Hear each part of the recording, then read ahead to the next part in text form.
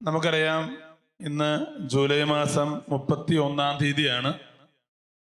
അത് പറയാനല്ല, അപ്പം അതുകൊണ്ട് തന്നെ നാളെ ഓഗസ്റ്റ് 1-ാം തീയതിയാണ്.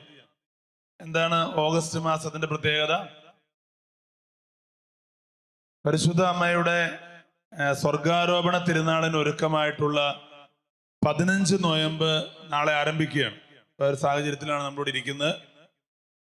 അതുകൊണ്ട് തന്നെ നമുക്ക് ഈ ഒരു 15 ദിവസം നമ്മളിവിടെ വന്നിരിക്കുമ്പോൾ നമ്മുടെ ഉള്ളില് അനേകം നിയോഗങ്ങളും പ്രാർത്ഥനകളൊക്കെ ഉണ്ടാവും.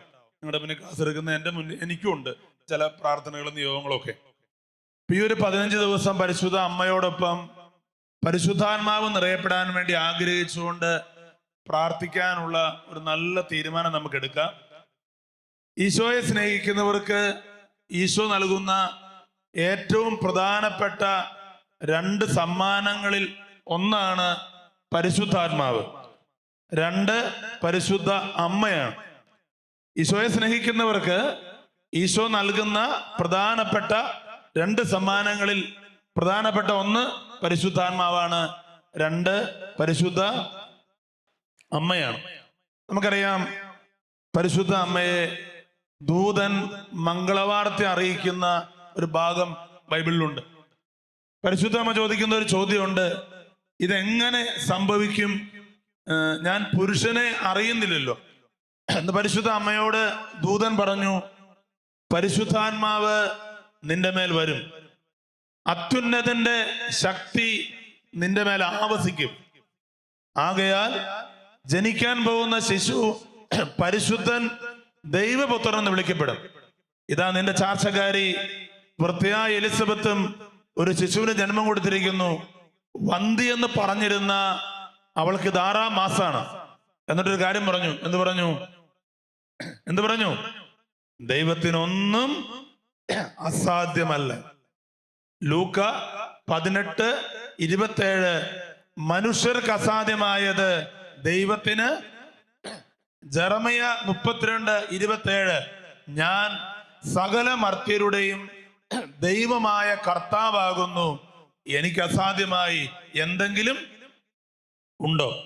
കത്തോലിക്ക സഭയിലെ ഒരു വിശുദ്ധയുടെ പേരാണ് ജെർമൈൻ കുസീൻ. 14 വയസ്സുള്ള ഒരു പെൺകുട്ടിയാണ്. അമ്മ കുഞ്ഞുനാളിൽ മരിച്ചുപോയി. രണ്ടാനമ്മയുടെ കൂടെയാണ് ഈ ജെർമൈൻ കുസീൻ ജീവിക്കുന്നത്. രണ്ടാനമ്മയാണെങ്കിൽ ഭയങ്കര ക്രൂര സ്വഭാവമുള്ള ഒരു സ്ത്രീയാണ്. ജെർമൈൻ കുസീന് പാവപ്പെട്ടവരുടെ ഈശോടൊക്കെ ഭയങ്കര ഇഷ്ടമാണ്. ഒരിക്കൽ രണ്ടാനമ്മ ഉണ്ടാക്കി വെച്ചിരിക്കുന്ന 5 അപ്പം രണ്ടാനമ്മ കാണാതെ ഒരു ടവലിൽ പൊതിഞ്ഞ് പാവപ്പെട്ടവർ കൊടുക്കാൻ വേണ്ടി കൊണ്ടുപോകണം. രണ്ടാനമ്മ ഇത് കണ്ടുപിടിച്ചു. രണ്ടാനമ്മ പറഞ്ഞു, നീയാണ് ഈ വീട്ടിലെ എല്ലാ സാധനങ്ങളും കട്ടോണ്ട് പോകുന്നത്, നീ ഒരു പേരും കള്ളിയാണ്. എല്ലാവരും വിളിച്ചു, എല്ലാവരും വാ, ഇവളുടെ ഗുണവിചാരം കാണ്. അങ്ങനെ എല്ലാവരും വന്നു. രണ്ടാനമ്മയ്ക്കാണെങ്കിൽ ഭയങ്കര തിരക്കാണ്. ഈ കൊച്ചിനെ എല്ലാവരുടെ മുന്നിൽ ഒന്ന് അപമാനിക്കണം. രണ്ടാനമ്മ പറഞ്ഞു, അടിക്കടി നിന്റെ ടവല് എല്ലാവരും കാണട്ടെ എന്റെ ഗുണവിചാരം. ഈ കൊച്ച് ചങ്ക് പൊട്ടി ഈശോയോട് പ്രാർത്ഥിക്കുകയാണ്, ഈശോയെ എന്നെ ഒരു കള്ളിയാക്കല്ലോ കേട്ടോ. അങ്ങനെ ചങ്ക് പൊട്ടി പ്രാർത്ഥിച്ചിട്ട് ഈ രണ്ടാനമ്മയ്ക്കാണെങ്കിൽ ഭയങ്കര തിരക്കാ. ജന്മേന് പറയുന്നു, ഈ കൊച്ച് ടവലങ്ങോട്ട് അഴിച്ചു. 5 റോസാപ്പൂക്കള് താഴത്തേക്ക് വീണു എന്നാണ് പറയുന്നത്. 5 റോസാപ്പൂക്കള് താഴത്തേക്ക് വീണു എന്ന് പറയുന്നു. ദൈവത്തിനൊന്നും എന്തല്ല. യെശയ്യാപ്രവാചകന്റെ പുസ്തകത്തിന്റെ 58-ാം അധ്യായം 9-ാമത്തെ തിരുവചനം പറയാണ്, നീ പ്രാർത്ഥിച്ചാൽ കർത്താവ് ഉത്തരമരുളും, നീ നിലവിളിക്കുമ്പോൾ ഇതാ ഞാനെന്ന് അവിടുന്ന് മറുപടി നൽകും. നീ പ്രാർത്ഥിച്ചാൽ കർത്താവ് ഉത്തരം അരുളും, നീ നിലവിളിക്കുമ്പോൾ ഇതാ ഞാനെന്ന് അവിടുന്ന് മറുപടി നൽകും. പരിശുദ്ധാത്മാവിനെ ഈശോ നമുക്ക് തന്നിട്ടുള്ളത് ഒരു സഹായകനായിട്ടാണ്. യോഹന്നാന്റെ സുവിശേഷം അതിന്റെ 14-ാം അധ്യായം 16-ാം തിരുവചനം പറയുകയാണ്, ഞാൻ പിതാവിനോട് അപേക്ഷിക്കുകയും എന്നേക്കും നിങ്ങളുടെ കൂടെ ആയിരിക്കാൻ അവിടുന്ന് മറ്റൊരു സഹായകനെ നിങ്ങൾക്ക് നൽകുകയും ചെയ്യും. ഞാൻ പിതാവിനോട് അപേക്ഷിക്കുകയും എന്നേക്കും നിങ്ങളുടെ കൂടെ ആയിരിക്കാൻ അവിടുന്ന് മറ്റൊരു സഹായകനെ നിങ്ങൾക്ക് നൽകുകയും ചെയ്യും. കഴിഞ്ഞ ചൊവ്വാഴ്ച നമ്മളൊരു പ്രത്യേക വിശുദ്ധയുടെ തിരുനാൾ ആചരിച്ചു. ഏതായിരുന്നു? ആർക്കെല്ലാം പറയാൻ പറ്റും? കഴിഞ്ഞ ചൊവ്വാഴ്ച 28 നമ്മളൊരു വിശുദ്ധയുടെ തിരുനാൾ ആചരിച്ചു. വേറെ ആരുടെ അല്ല, നമ്മുടെ തന്നെ സ്വന്തം അൽഫോൻസാമയുടെയാണ്. 1946 ഭരണങ്ങാനത്ത് അൽഫോൻസാമയുടെ ശവസംസ്കാര ശുശ്രൂഷ നടക്കുമ്പോൾ വിരലിലെണ്ണാവുന്ന ആളുകളെ പങ്കെടുക്കാനുണ്ടായിരുന്നു എന്ന് പറയുന്നു. അൽഫോൻസാമയുടെ കുമ്പസാരക്കാരനായ റൊമളൂസ് എന്ന് പറയുന്ന ഒരു CMI വൈദികനാണ് ഈ ശവസംസ്കാര ശുശ്രൂഷയ്ക്ക് നേതൃത്വം കൊടുക്കുന്നത്. ആ അച്ഛനിങ്ങനെ പ്രസംഗിച്ചു: ഈ മരിച്ചു കിടക്കുന്ന ഒരു സാധാരണ സ്ത്രീ, ലോകത്താരും അറിയപ്പെടാതെ, ആരാലും ശ്രദ്ധിക്കപ്പെടാതെ ഈ സ്ത്രീ നമ്മോട് വിട പറഞ്ഞിരിക്കുന്നു. എന്നാൽ ഞാൻ പറയുന്നു, ദൈവം അനുവദിച്ചാൽ ഈ സ്ത്രീ ലോകം മുഴുവൻ അറിയപ്പെടുന്ന സ്ത്രീയായിട്ട് മാറും. ഭരണങ്ങാനം എന്ന് പറയുന്ന കുഗ്രാമം ഇന്ന് ലോകത്തിലാരും അറിയില്ല. ഒരു കാലത്ത് ഈ സ്ത്രീയെ പ്രതി ഭരണങ്ങാനം എന്ന് പറയുന്ന കുഗ്രാമം ലോകം മുഴുവൻ അറിയപ്പെടുന്ന സ്ഥലമായിട്ട് മാറുമെന്ന് 1946 വന്ധ്യവയോധികനായ റൊമളൂസ് എന്ന് പറയുന്ന ഒരു അച്ഛൻ പ്രസംഗിച്ചു. സംഭവിച്ചോ? ഇന്ന് ലോകത്ത് എവിടെ പറഞ്ഞാലും ഭരണങ്ങാനം അറിയും. ആരുടെ പേരില്? കറണ്ട് പോലും ഇല്ലാത്ത നാട്ടിലാണ് അൽഫോൻസാമ ജീവിച്ചിരുന്നത് എന്ന് പറയുന്നു. അൽഫോൻസാമയുടെ ത്യാഗവും സ്നേഹവും ഒക്കെ ആരാ കണ്ടേ? ഈശോ കണ്ടു. അപ്പൊ ഒരു കാര്യം നമുക്ക് മനസ്സിലാക്കാം: ഈശോയ്ക്ക് കാര്യങ്ങൾ കാണാൻ കരണ്ടും വെളിച്ചവും ഒരു അത്യാവശ്യ വസ്തുവൊന്നും അല്ല. ഈശോയ്ക്ക് കാര്യം അവിടെ ഈ ഭരണങ്ങാനത്ത് അൽഫോൻസാമ ജീവിച്ച നാട്ടിൽ എന്തുണ്ടായിരുന്നില്ല? കരണ്ട് പോലും ഇല്ലാത്ത നാട്ടിലാണ് ഈ അൽഫോൻസാമയുടെ ത്യാഗവും സ്നേഹവും ഒക്കെ ആര് കണ്ടു? ജീസസ് യൂത്തിലൊക്കെ പെട്ട, ഞാൻ ഈ ജീസസ് യൂത്ത് എന്നൊക്കെ പറയുന്ന ഒരു മുന്നേറ്റത്തിന്റെ ഭാഗമാണ്. ജീസസ് യൂത്തിലൊക്കെ പെട്ട ഒരു പെൺകുട്ടിയുടെ പേരാണ് അജന ജോർജ്. കൊച്ചിന്റെ വീട് എറണാകുളത്താണ്. ആ കൊച്ചു ജീസസ് യൂത്തിൽ പ്രവർത്തിക്കുന്ന ഒരു പെൺകുട്ടിയായിരുന്നു. ആ പെൺകുട്ടിക്ക് ഇവിടെ ഈ കഴുത്തിന്റെ എല്ലിന് ക്യാൻസർ വന്നു. അവസാന നിമിഷമൊക്കെ നമ്മൾ ഈ കൊച്ചിനെ കണ്ടാൽ ക്യാൻസർ വന്ന് വ്രണങ്ങളൊക്കെ ഇങ്ങനെ വന്ന് മൂടി 2 കണ്ണും അടഞ്ഞുപോയി. ഈ 2 സൈഡിൽ നിന്നും നീര് വന്നിട്ട് കണ്ണുകൾ 2 അടഞ്ഞുപോയി. അങ്ങനെയുള്ള സമയത്ത് പോലും ഈ കൊച്ച് പരിശുദ്ധ കുർബാനയ്ക്ക് പോകും. ഈശോയുടെ ഈ കൊച്ചിന് ഭയങ്കര ഇഷ്ടമാണ്. ലാസ്റ്റ് 6 മാസ സമയത്ത് ഈ കൊച്ച് ആശുപത്രിയിൽ അഡ്മിറ്റായി. കുർബാനയ്ക്ക് പോകാൻ പറ്റുന്നില്ല. കുർബാനയോടുള്ള ഈ കൊച്ചിന്റെ ഇഷ്ടം അറിയാവുന്ന വികാരിയച്ഛൻ എല്ലാ ദിവസവും 5 മണിക്ക് കുർബാന കൊണ്ട് ഹോസ്പിറ്റലിൽ എത്തും. എന്നിട്ട് അജനയുടെ കയ്യിലോട്ട് ഈ കുർബാന കൊടുക്കും. അജന കിട്ടിയ വഴി കുർബാന സ്വീകരിക്കില്ല. അജന ഒരു സ്ഥലം അവിടെ റെഡിയാക്കി വെച്ചിട്ടുണ്ട്. ഒരു വെള്ള തുണിയാക്കി വെച്ചൊരു സ്ഥലം റെഡിയാക്കി വെച്ചിട്ടുണ്ട്. അവിടെ അജന ഈ കുർബാന വെക്കും. എന്നിട്ട് 1 മണിക്കൂർ അജന ഈ കുർബാനയെ ആരാധിക്കും. ആ സമയത്ത് വികാരിയച്ഛനോട് വെയിറ്റ് ചെയ്യും. വികാരിയച്ഛനെ കൊച്ചിന്റെ കയ്യില് കൊടുത്തിട്ട് പോകാൻ പറ്റില്ലല്ലോ. ഒന്നുമില്ല, കൊച്ചു സ്വീകരിക്കണം, അല്ലെങ്കിൽ വികാരിയച്ഛൻ തന്നെ തിരിച്ചു കൊണ്ടുപോകണം. ഈ 1 മണിക്കൂർ സമയം വികാരിയച്ഛനോട് വെയിറ്റ് ചെയ്യും. എന്നിട്ട് കൊച്ച് ഈ കുർബാന സ്വീകരിക്കും. ഇത് 6 മാസമായിട്ട് അവിടെ നടക്കുന്ന എല്ലാ ദിവസത്തെയും പരിപാടിയാണ്. അവസാന നാളുകളൊക്കെ ആയപ്പോ കൊച്ചിന് കുർബാന ഇങ്ങനെ തൊണ്ടയിലൂടെ ഇറങ്ങിപ്പോകാതെയായി. ആ സമയത്ത് കൊച്ചു ചെയ്യുന്ന ഒരു കാര്യമുണ്ട്. ഒരു ഗ്ലാസ്സിൽ കുറച്ച് വെള്ളം എടുക്കും. എന്നിട്ട് ഈ കുർബാന ആ വെള്ളത്തിലേക്ക് ഇട്ട് വെള്ളത്തിൽ കുർബാന ഇങ്ങനെ അലിയിക്കും. എന്നിട്ട് സിറിഞ്ചിലൂടെ ഈ വെള്ളം വലിച്ചു കയറ്റിയിട്ട് ആ കുർബാനയുടെ വെള്ളം അതിങ്ങനെ ഇഞ്ചക്ട് ചെയ്യും. നമ്മുടെ ഈ രോഗികൾക്കൊക്കെ ഇങ്ങനെ ഇഞ്ചക്ഷൻ കൊടുക്കാൻ വേണ്ടി കയ്യിൽ ഒരു സാധനം വെച്ചിട്ടുണ്ടാവുമല്ലോ, അതിലൂടെ അങ്ങനെയാണ് ലാസ്റ്റ് സമയത്ത് കുർബാന സ്വീകരിക്കുന്നത്. എല്ലാ ദിവസവും 5 മണിക്ക് അച്ഛൻ വരുന്നത്. ഒരു ദിവസം അച്ഛനൊരു തോന്നല്, ഇന്ന് 5 മണി ആകണ്ട, ഇന്ന് നേരത്തെ പോകാം. അച്ഛൻ 2 മണിക്ക് ഈ കുർബാന കൊണ്ട് ഹോസ്പിറ്റലിലെത്തി. അച്ഛനയുടെ കയ്യിലോട്ട് കുർബാന കൊടുത്തു. അച്ഛനെ കുർബാന വെച്ചിട്ട് ഒരു ആരാധനയൊക്കെ നടത്തി. അച്ഛന കുർബാന സ്വീകരിച്ചു. 3 മണിക്ക് മറ്റൊരു കാര്യം സംഭവിച്ചു. എന്ത് സംഭവിച്ചു? ഈ അച്ഛന മരിച്ചുപോയി. എല്ലാ ദിവസവും 5 മണിക്ക് ഹോസ്പിറ്റലിൽ എത്തുന്ന അച്ഛന് ഇന്ന് 3 മണിക്ക് 2 മണിക്ക് ഹോസ്പിറ്റലിൽ എത്തണം, 3 മണിക്ക് അച്ഛനെ മരിക്കുമെന്നൊരു ചിന്ത ഇത് ആര് കൊടുത്തു? ഇത് അച്ഛനറിയില്ല 3 മണിക്ക് അച്ഛനെ മരിക്കുമെന്ന്. ഇന്ന് 2 മണിക്ക് പോവാം. സാധാരണ അച്ഛന്മാര് ഉച്ച സമയത്ത് എന്താ ചെയ്യണേ? അവരൊന്ന് ഭക്ഷണം കഴിച്ച് ഒന്ന് റെസ്റ്റ് എടുക്കുന്ന സമയമാണ്. സ്ഥലം എറണാകുളമാണ്. 2 മണിക്ക് ഹോസ്പിറ്റലിലേക്ക് എത്തണമെങ്കിൽ 1 മണിക്ക് അവിടെ നിന്ന് പോന്നിട്ടുണ്ടാവണം. 5 മണിക്ക് സാധാരണ എത്തുന്ന അച്ഛൻ അന്ന് 2 മണിക്ക് അവിടെ എത്തിയെങ്കിൽ ആ ചിന്ത ആര് കൊടുത്തു? ആര് കൊടുത്തു? അതുകൊണ്ടാണ് ഈശോ പറയുന്നത്, ഞാൻ പിതാവിനോട് അപേക്ഷിക്കുകയും എന്നേക്കും നിങ്ങളുടെ കൂടെ ആയിരിക്കാൻ അവിടുന്ന് മറ്റൊരു സഹായകനെ നിങ്ങൾക്ക് നൽകുകയും ചെയ്യും. ബൈബിളില് ദാനിയേൽ പ്രവാചകന്റെ പുസ്തകം 13-ാം അധ്യായം, ഒരു സ്ത്രീയുടെ പേരിലാണ് ആ പുസ്തകം അറിയപ്പെടുന്നത്. ഏതായിരിക്കും ആ സ്ത്രീയുടെ പേര്? ആ സ്ത്രീയുടെ പേര് സൂസന്ന എന്നാണ്. ബാബിലോണിലെ യോവാക്കീം എന്ന് പറയുന്ന മനുഷ്യന്റെ ഭാര്യയാണ് സൂസന്ന. സൂസനയെ കുറിച്ച് ബൈബിള് പറയുന്നത് അതീവ സുന്ദരിയായ ഒരു സ്ത്രീയാണ് എന്ന് പറയുന്നു. യോവാക്കീം നാട്ടിൽ എല്ലാവരെക്കാളും ശ്രേഷ്ഠനാണ്. അതുകൊണ്ട് തന്നെ യോവാക്കീമിനെ കാണാനും അഭിപ്രായം ചോദിക്കാനൊക്കെ ആയിട്ട് അനേകർ യോവാക്കീമിന്റെ കൊട്ടാരത്തിൽ വരും.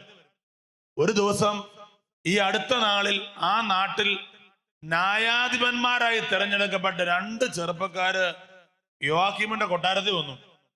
അത് യോവാക്കീമിനെ കണ്ട് എന്തോ അഭിപ്രായമൊക്കെ ചോദിച്ച് അവരിങ്ങനെ വീട്ടിലേക്ക് പോകുമ്പോൾ ഈ സൂസന്ന പൂന്തോട്ടത്തിൽ കൂടെ വെറുതെ ഇങ്ങനെ ഒരു ഈവനിങ് വാക്ക് ഒക്കെ പറയുന്ന പോലെ നടക്കുക. ബൈബിൾ പറയുന്ന അതീവ സുന്ദരിയാണ് ഈ സ്ത്രീ എന്ന് പറയുന്നു. സൂസനെ കണ്ട വഴി ഇവന്മാർക്കൊരാഗ്രഹം, സൂസന്നയായിട്ടൊന്ന് പാപം ചെയ്യണം. ഇവന്മാർ ഈ ആഗ്രഹം പരസ്പരം പറയുന്നില്ല. ഒരുത്ത് അങ്ങനെ തന്നെയാണ് ബൈബിളിൽ നിന്ന് വായിച്ചു നോക്കി കേട്ടോ. ബൈബിളിൽ അങ്ങനെ ഈ ആഗ്രഹം പരസ്പരം പറയുന്നില്ല. ഒരാൾ മറ്റവനോട് പറഞ്ഞു, എടാ ഞാൻ പൂവടാൻ പറഞ്ഞ് അവൻ മുന്നേ അങ്ങോട്ട് പോയി. അപ്പൊ മറ്റവൻ പറഞ്ഞു ഞാനും പൂവടാൻ പറഞ്ഞ് അവൻ ഈ വഴിക്ക് പോയി. അവസാനം 2 പേരെയും കൂടെ ഒരു വഴിക്ക് ഒരു സ്ഥലത്ത് വെച്ച് കൂട്ടിമുട്ടി. അപ്പൊ ഇവൻ ചോദിച്ചു, നീ പോവാന്നോണ്ട് എന്തിടാ? അപ്പൊ അവൻ പറയാണ്, എടാ സൂസന്നെ കണ്ടപ്പോ മുതൽ എനിക്കൊരാഗ്രഹം, സൂസന്നയായിട്ട് പാപം ചെയ്യണം. മറ്റവൻ പറഞ്ഞു, എന്റെ ആഗ്രഹം അത് തന്നെയാടാ, എന്നാ നമുക്ക് ടീം ആവാടാ. ഇവന്മാര് ടീമായി, ഇവന്മാരിങ്ങനെ ഒളിച്ചും പാത്ത് നടക്കുക. ഒരു ദിവസം സൂസന്ന തോഴിമാരോടൊപ്പം കുളിക്കടവിലോട്ട് പോവാണ്. ഇവന്മാര് മുന്നേ വെച്ച് കീച്ചി. എന്നിട്ട് ഈ കുളിക്കടവിൽ പോയി ഇങ്ങനെ നിൽക്കുമ്പോഴ് സൂസന്ന തോഴിമാരോട് പറഞ്ഞു, എനിക്ക് കുളിക്കാനുള്ള എണ്ണയും ലേപനങ്ങളും എടുത്തുകൊണ്ട് വരാൻ പറഞ്ഞു. തോഴിമാര് മാറിയ തക്കം നോക്കി ഇവന്മാര് 2 പേരോടെ സൂസനയുടെ മുന്നിലേക്ക് ചാടി വീണു. എന്നിട്ട് പറയാ, ഒന്നുകിൽ നീ ഞങ്ങളോടൊപ്പം പാപം ചെയ്യണം, ഇല്ലെങ്കിൽ നീ വേറൊരാളോടൊപ്പം പാപം ചെയ്യാൻ വേണ്ടിയാണ് തോഴിമാരെ പറഞ്ഞു വിട്ടേന്ന് ഞങ്ങൾ ഈ കൊട്ടാരം മുഴുവൻ പറഞ്ഞുണ്ടാക്കും. സൂസന്ന വിചാരിച്ചു, എന്താണേലും പെട്ടു. ഇവന്മാരോടൊപ്പം പാപം ചെയ്താൽ ഇവന്മാര് 2ഉം ഞാനും കർത്താവും മാത്രമേ അറിയുള്ളൂ. വേറെ എല്ലാവരുടെ മുന്നിലും പഴയ പോലെ തന്നെ നടക്കാം, ഞെളിഞ്ഞു നടക്കാം.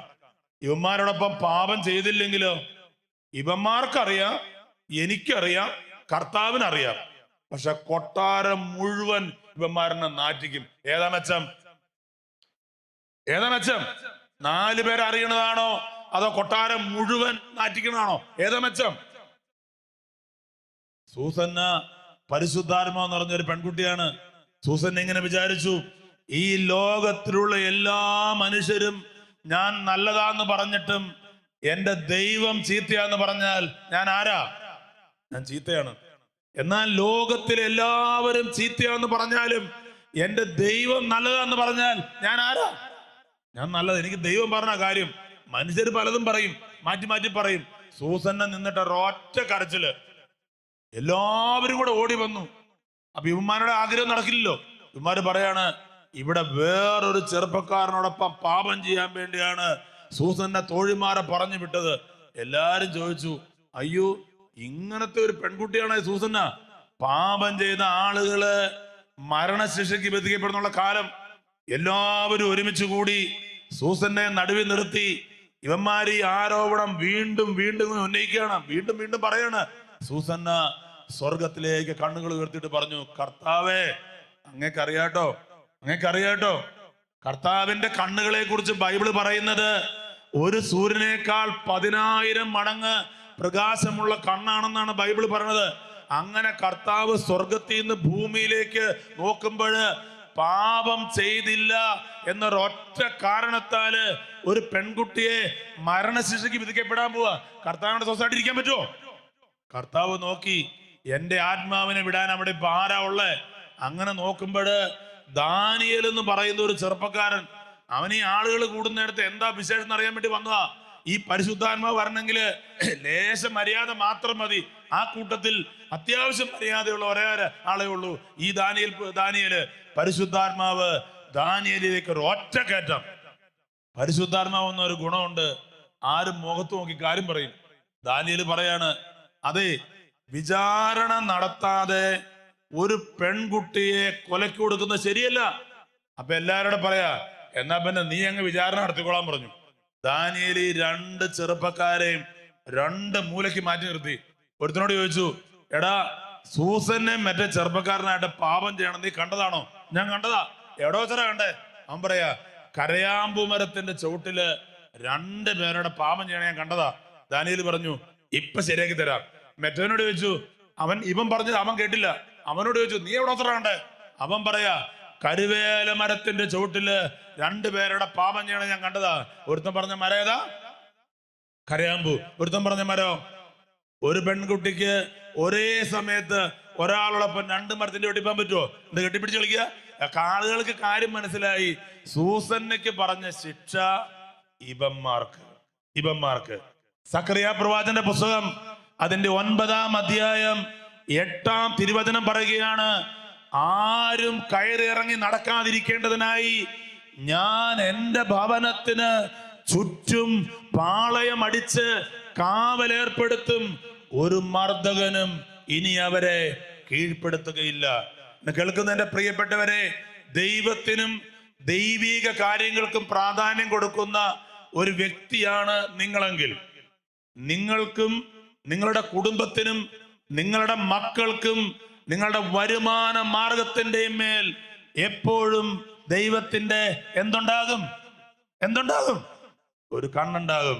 സങ്കീർത്തന പുസ്തകം അതിന്റെ 98-ാം അധ്യായം 9-ാം തിരുവചനം ചോദിക്കുകയാണ്, ചെവി നൽകിയവൻ കേൾക്കുന്നില്ലെന്നോ, കണ്ണ് നൽകിയവൻ കാണുന്നില്ലെന്നോ?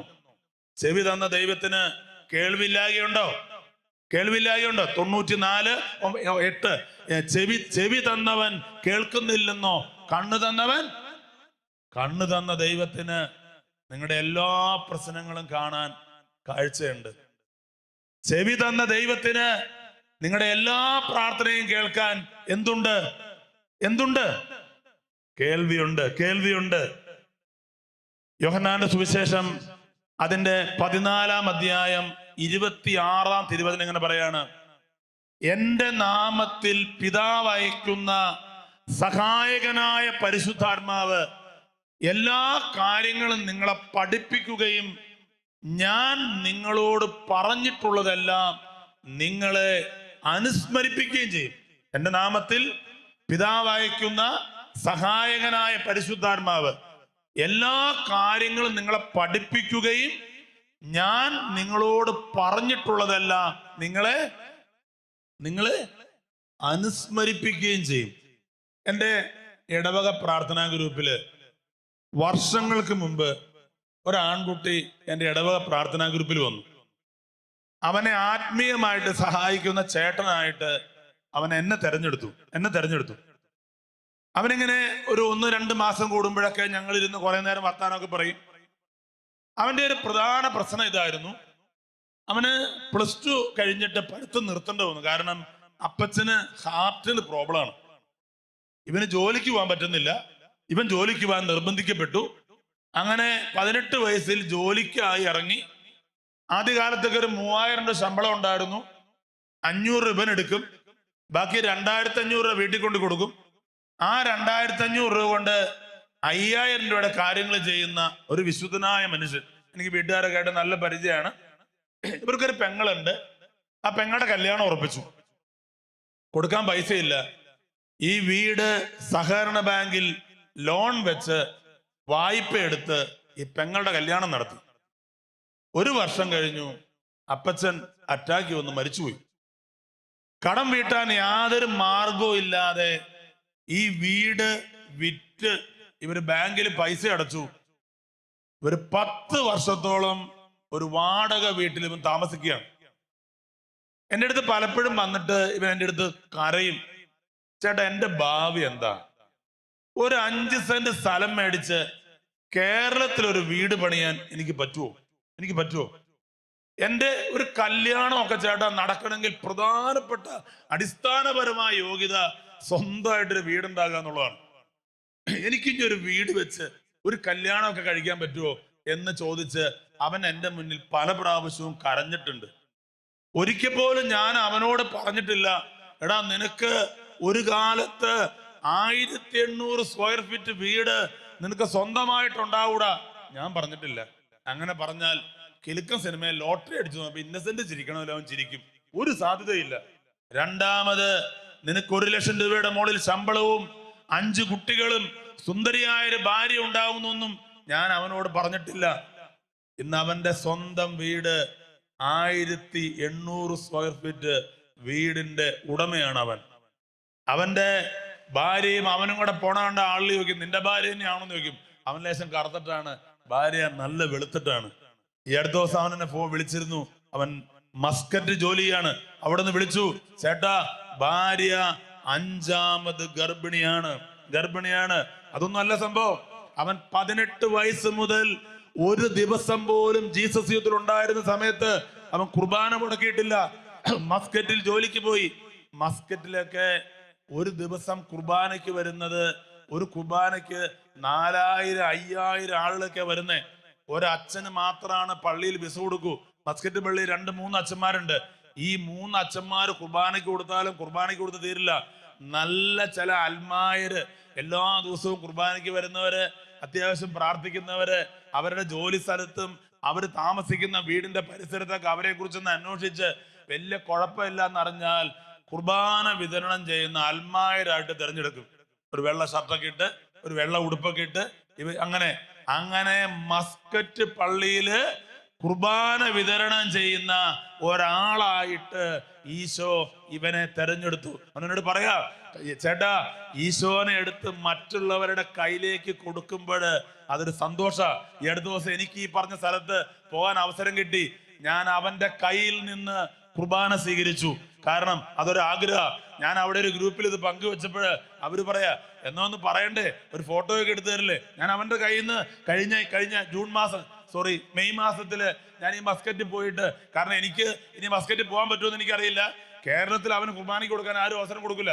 അൽമാർക്ക് കേരളത്തിൽ കുർബാനയ്ക്ക് കൊടുക്കാൻ പറ്റുമോ? അതുകൊണ്ട് രണ്ടും നടക്കാത്തതുകൊണ്ട് എൻ്റെ ഒരു ആഗ്രഹം അവന്റെ കയ്യിൽ നിന്ന് തന്നെ കുർബാന സ്വീകരിക്കണം. ഞാൻ സ്വീകരിച്ചു. ഞാൻ പറഞ്ഞു വരുന്നത്, പ്രഭാഷകന്റെ പുസ്തകം 2-ാം അധ്യായം 9-ാം തിരുവചനം പറയുന്നു, കർത്താവിന്റെ ഭക്തരെ ഐശ്വര്യവും നിത്യാനന്ദവും അനുഗ്രഹവും പ്രതീക്ഷിക്കുവിൻ. കഴിഞ്ഞ തലമുറകളെ പറ്റി ചിന്തിക്കുവിൻ. കർത്താവിനെ ആശ്രയിച്ചിട്ട് ആരാണ് ഭഗ്നാശനായത്? അവിടുത്തെ ഭക്തരിൽ ആരാണ് പരിത്യക്തനായത്? അവിടുത്തെ വിളിച്ചപേക്ഷിച്ചിട്ട് ആരാണ് അവഗണിക്കപ്പെട്ടത്? കർത്താവിനെ വിളിച്ചപേക്ഷിച്ചിട്ട് ഇന്നോളം ഒരു കുടുംബമോ ഒരു വ്യക്തിയോ എന്തായിട്ടില്ല, പരാജയപ്പെട്ടു പോയിട്ടില്ല. കേരളത്തിലെ ഒരു ധ്യാന കേന്ദ്രത്തില് ഒരു പാട്ടുകാരൻ, അദ്ദേഹം ധ്യാനത്തിന് ഇങ്ങനെ ഒരു പാട്ട് പാടും. ഇങ്ങനെ ഒരു പാട്ടുണ്ട്, എന്റെ ദൈവത്താൽ നിശ്ചയം അനുഗ്രഹം പ്രാപിക്കും. അതിന്റെ അടുത്ത വരിയാണ്, വായ്പ വാങ്ങാൻ ഇടവരില്ല, കൊടുക്കുവാനോ ദൈവം സമൃദ്ധി നൽകുന്നൊക്കെയാണ് അതിന്റെ അടുത്ത വരി. ഈ പാട്ട് പാടുമ്പോൾ ഈ മനുഷ്യന് 2 പെൺകുട്ടികളാ. അവരുടെ കല്യാണത്തിന്റെ പ്രായമൊക്കെ ആയി. വീടാണെങ്കിൽ ഭയങ്കര മോശം. ആൾക്കൊരാഗ്രഹം വീടൊന്ന് പണിയണം. അങ്ങനെ ബാങ്കിൽ ലോൺ അപേക്ഷിച്ച് ലോൺ പാസ്സായി കിടക്കുമ്പോഴാണ് സ്റ്റേജിൽ നിന്നിട്ട് പാടുന്നത്, വായ്പ വാങ്ങാൻ ഇടവരില്ല, കൊടുക്കുവാനോ ദൈവം സമൃദ്ധി നൽകും. ആ മനുഷ്യന്റെ തൊണ്ട ഇടറി. സ്റ്റേജിൽ നിന്ന് ഒരു കാര്യം പാടുക, ജീവിതത്തിൽ വേറൊരു കാര്യം. ആ മനുഷ്യൻ ചെയ്ത പണി എന്താ അറിയോ? ആ ധ്യാനം കഴിഞ്ഞ് ചെന്നിട്ട് പാസ്സായി കിടക്കുന്ന ലോൺ വേണ്ടാന്ന് വെച്ചു. ലോൺ എടുത്തിട്ട് വീട് പണിയണ്ട, ഞാൻ സ്റ്റേജിൽ ഇങ്ങനെ പാടാനാണെങ്കിൽ ബാക്കി കാര്യം ആര് നോക്കിക്കോളും? 10 പൈസ കടയില്ലാതെ വീട് പണിത് 2 പെൺകുട്ടികളുടെയും കല്യാണം നടത്താൻ ആര് സഹായിച്ചു? കർത്താവ് സഹായിച്ചു. 10 പൈസ കടയില്ലാതെ വീട് പണിത് 2 പെൺകുട്ടികളുടെയും കല്യാണം നടത്താൻ കർത്താവ് സഹായിച്ചു.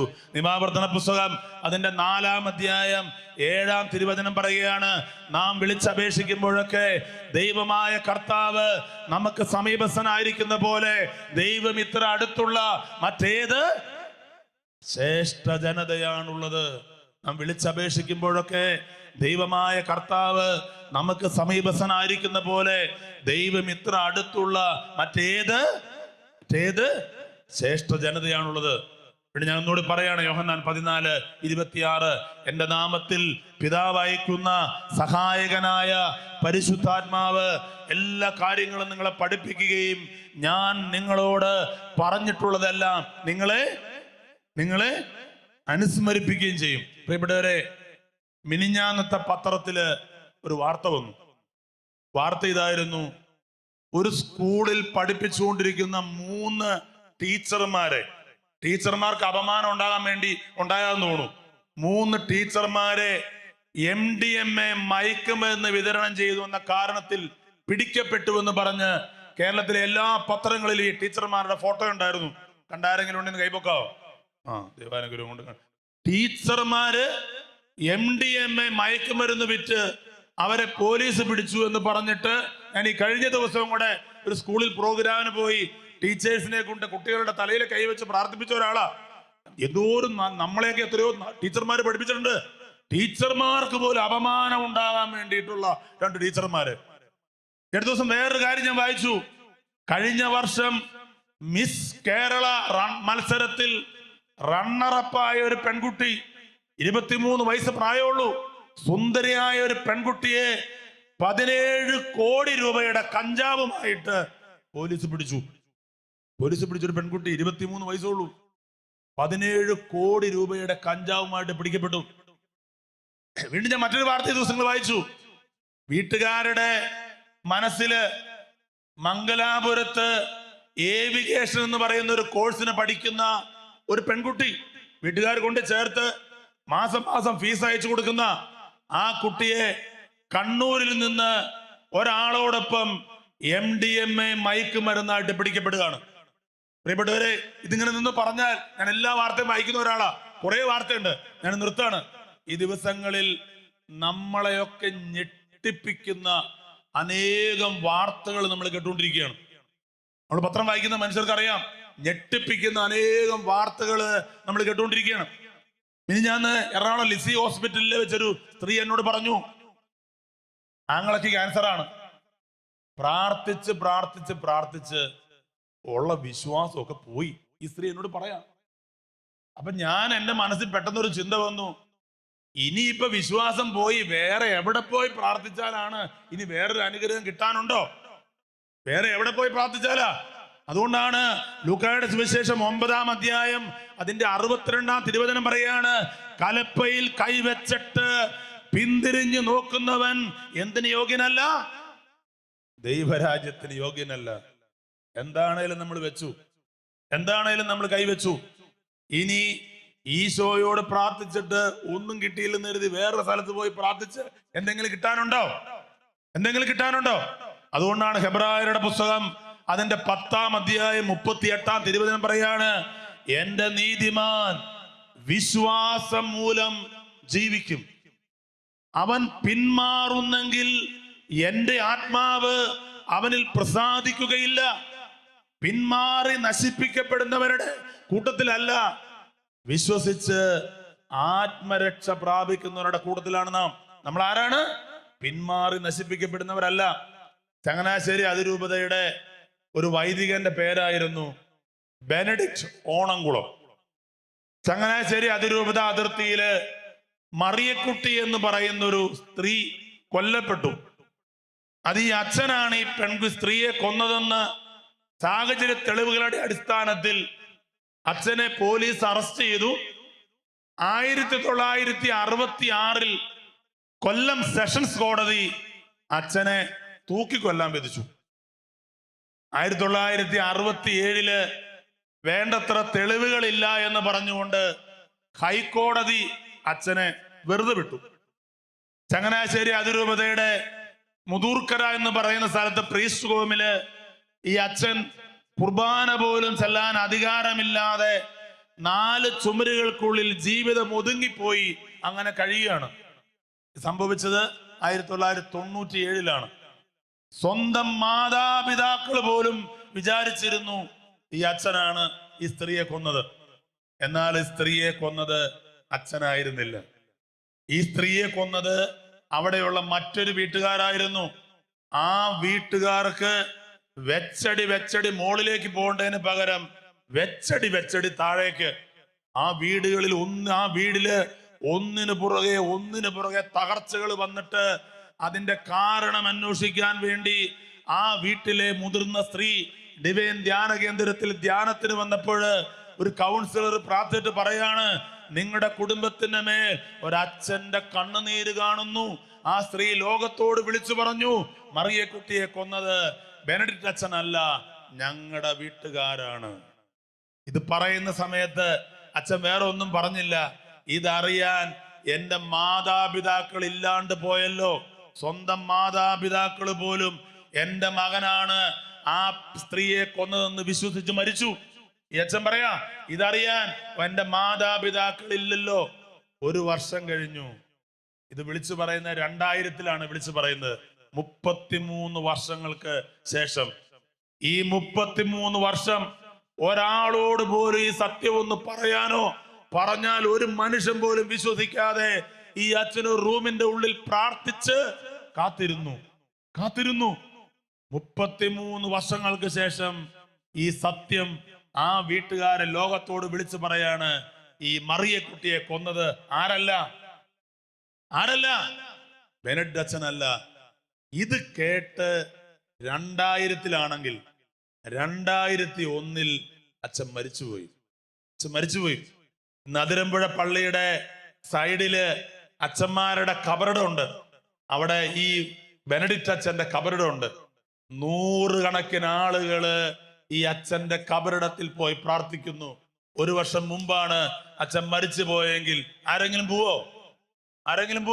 ആ മറ്റേ പെണ്ണിനെ കൊന്ന അച്ഛനല്ലെന്ന് പറയുള്ളൂ. ഈ അച്ഛൻ അങ്ങനെ മരിക്കരുതെന്ന് ആര് തീരുമാനിച്ചു?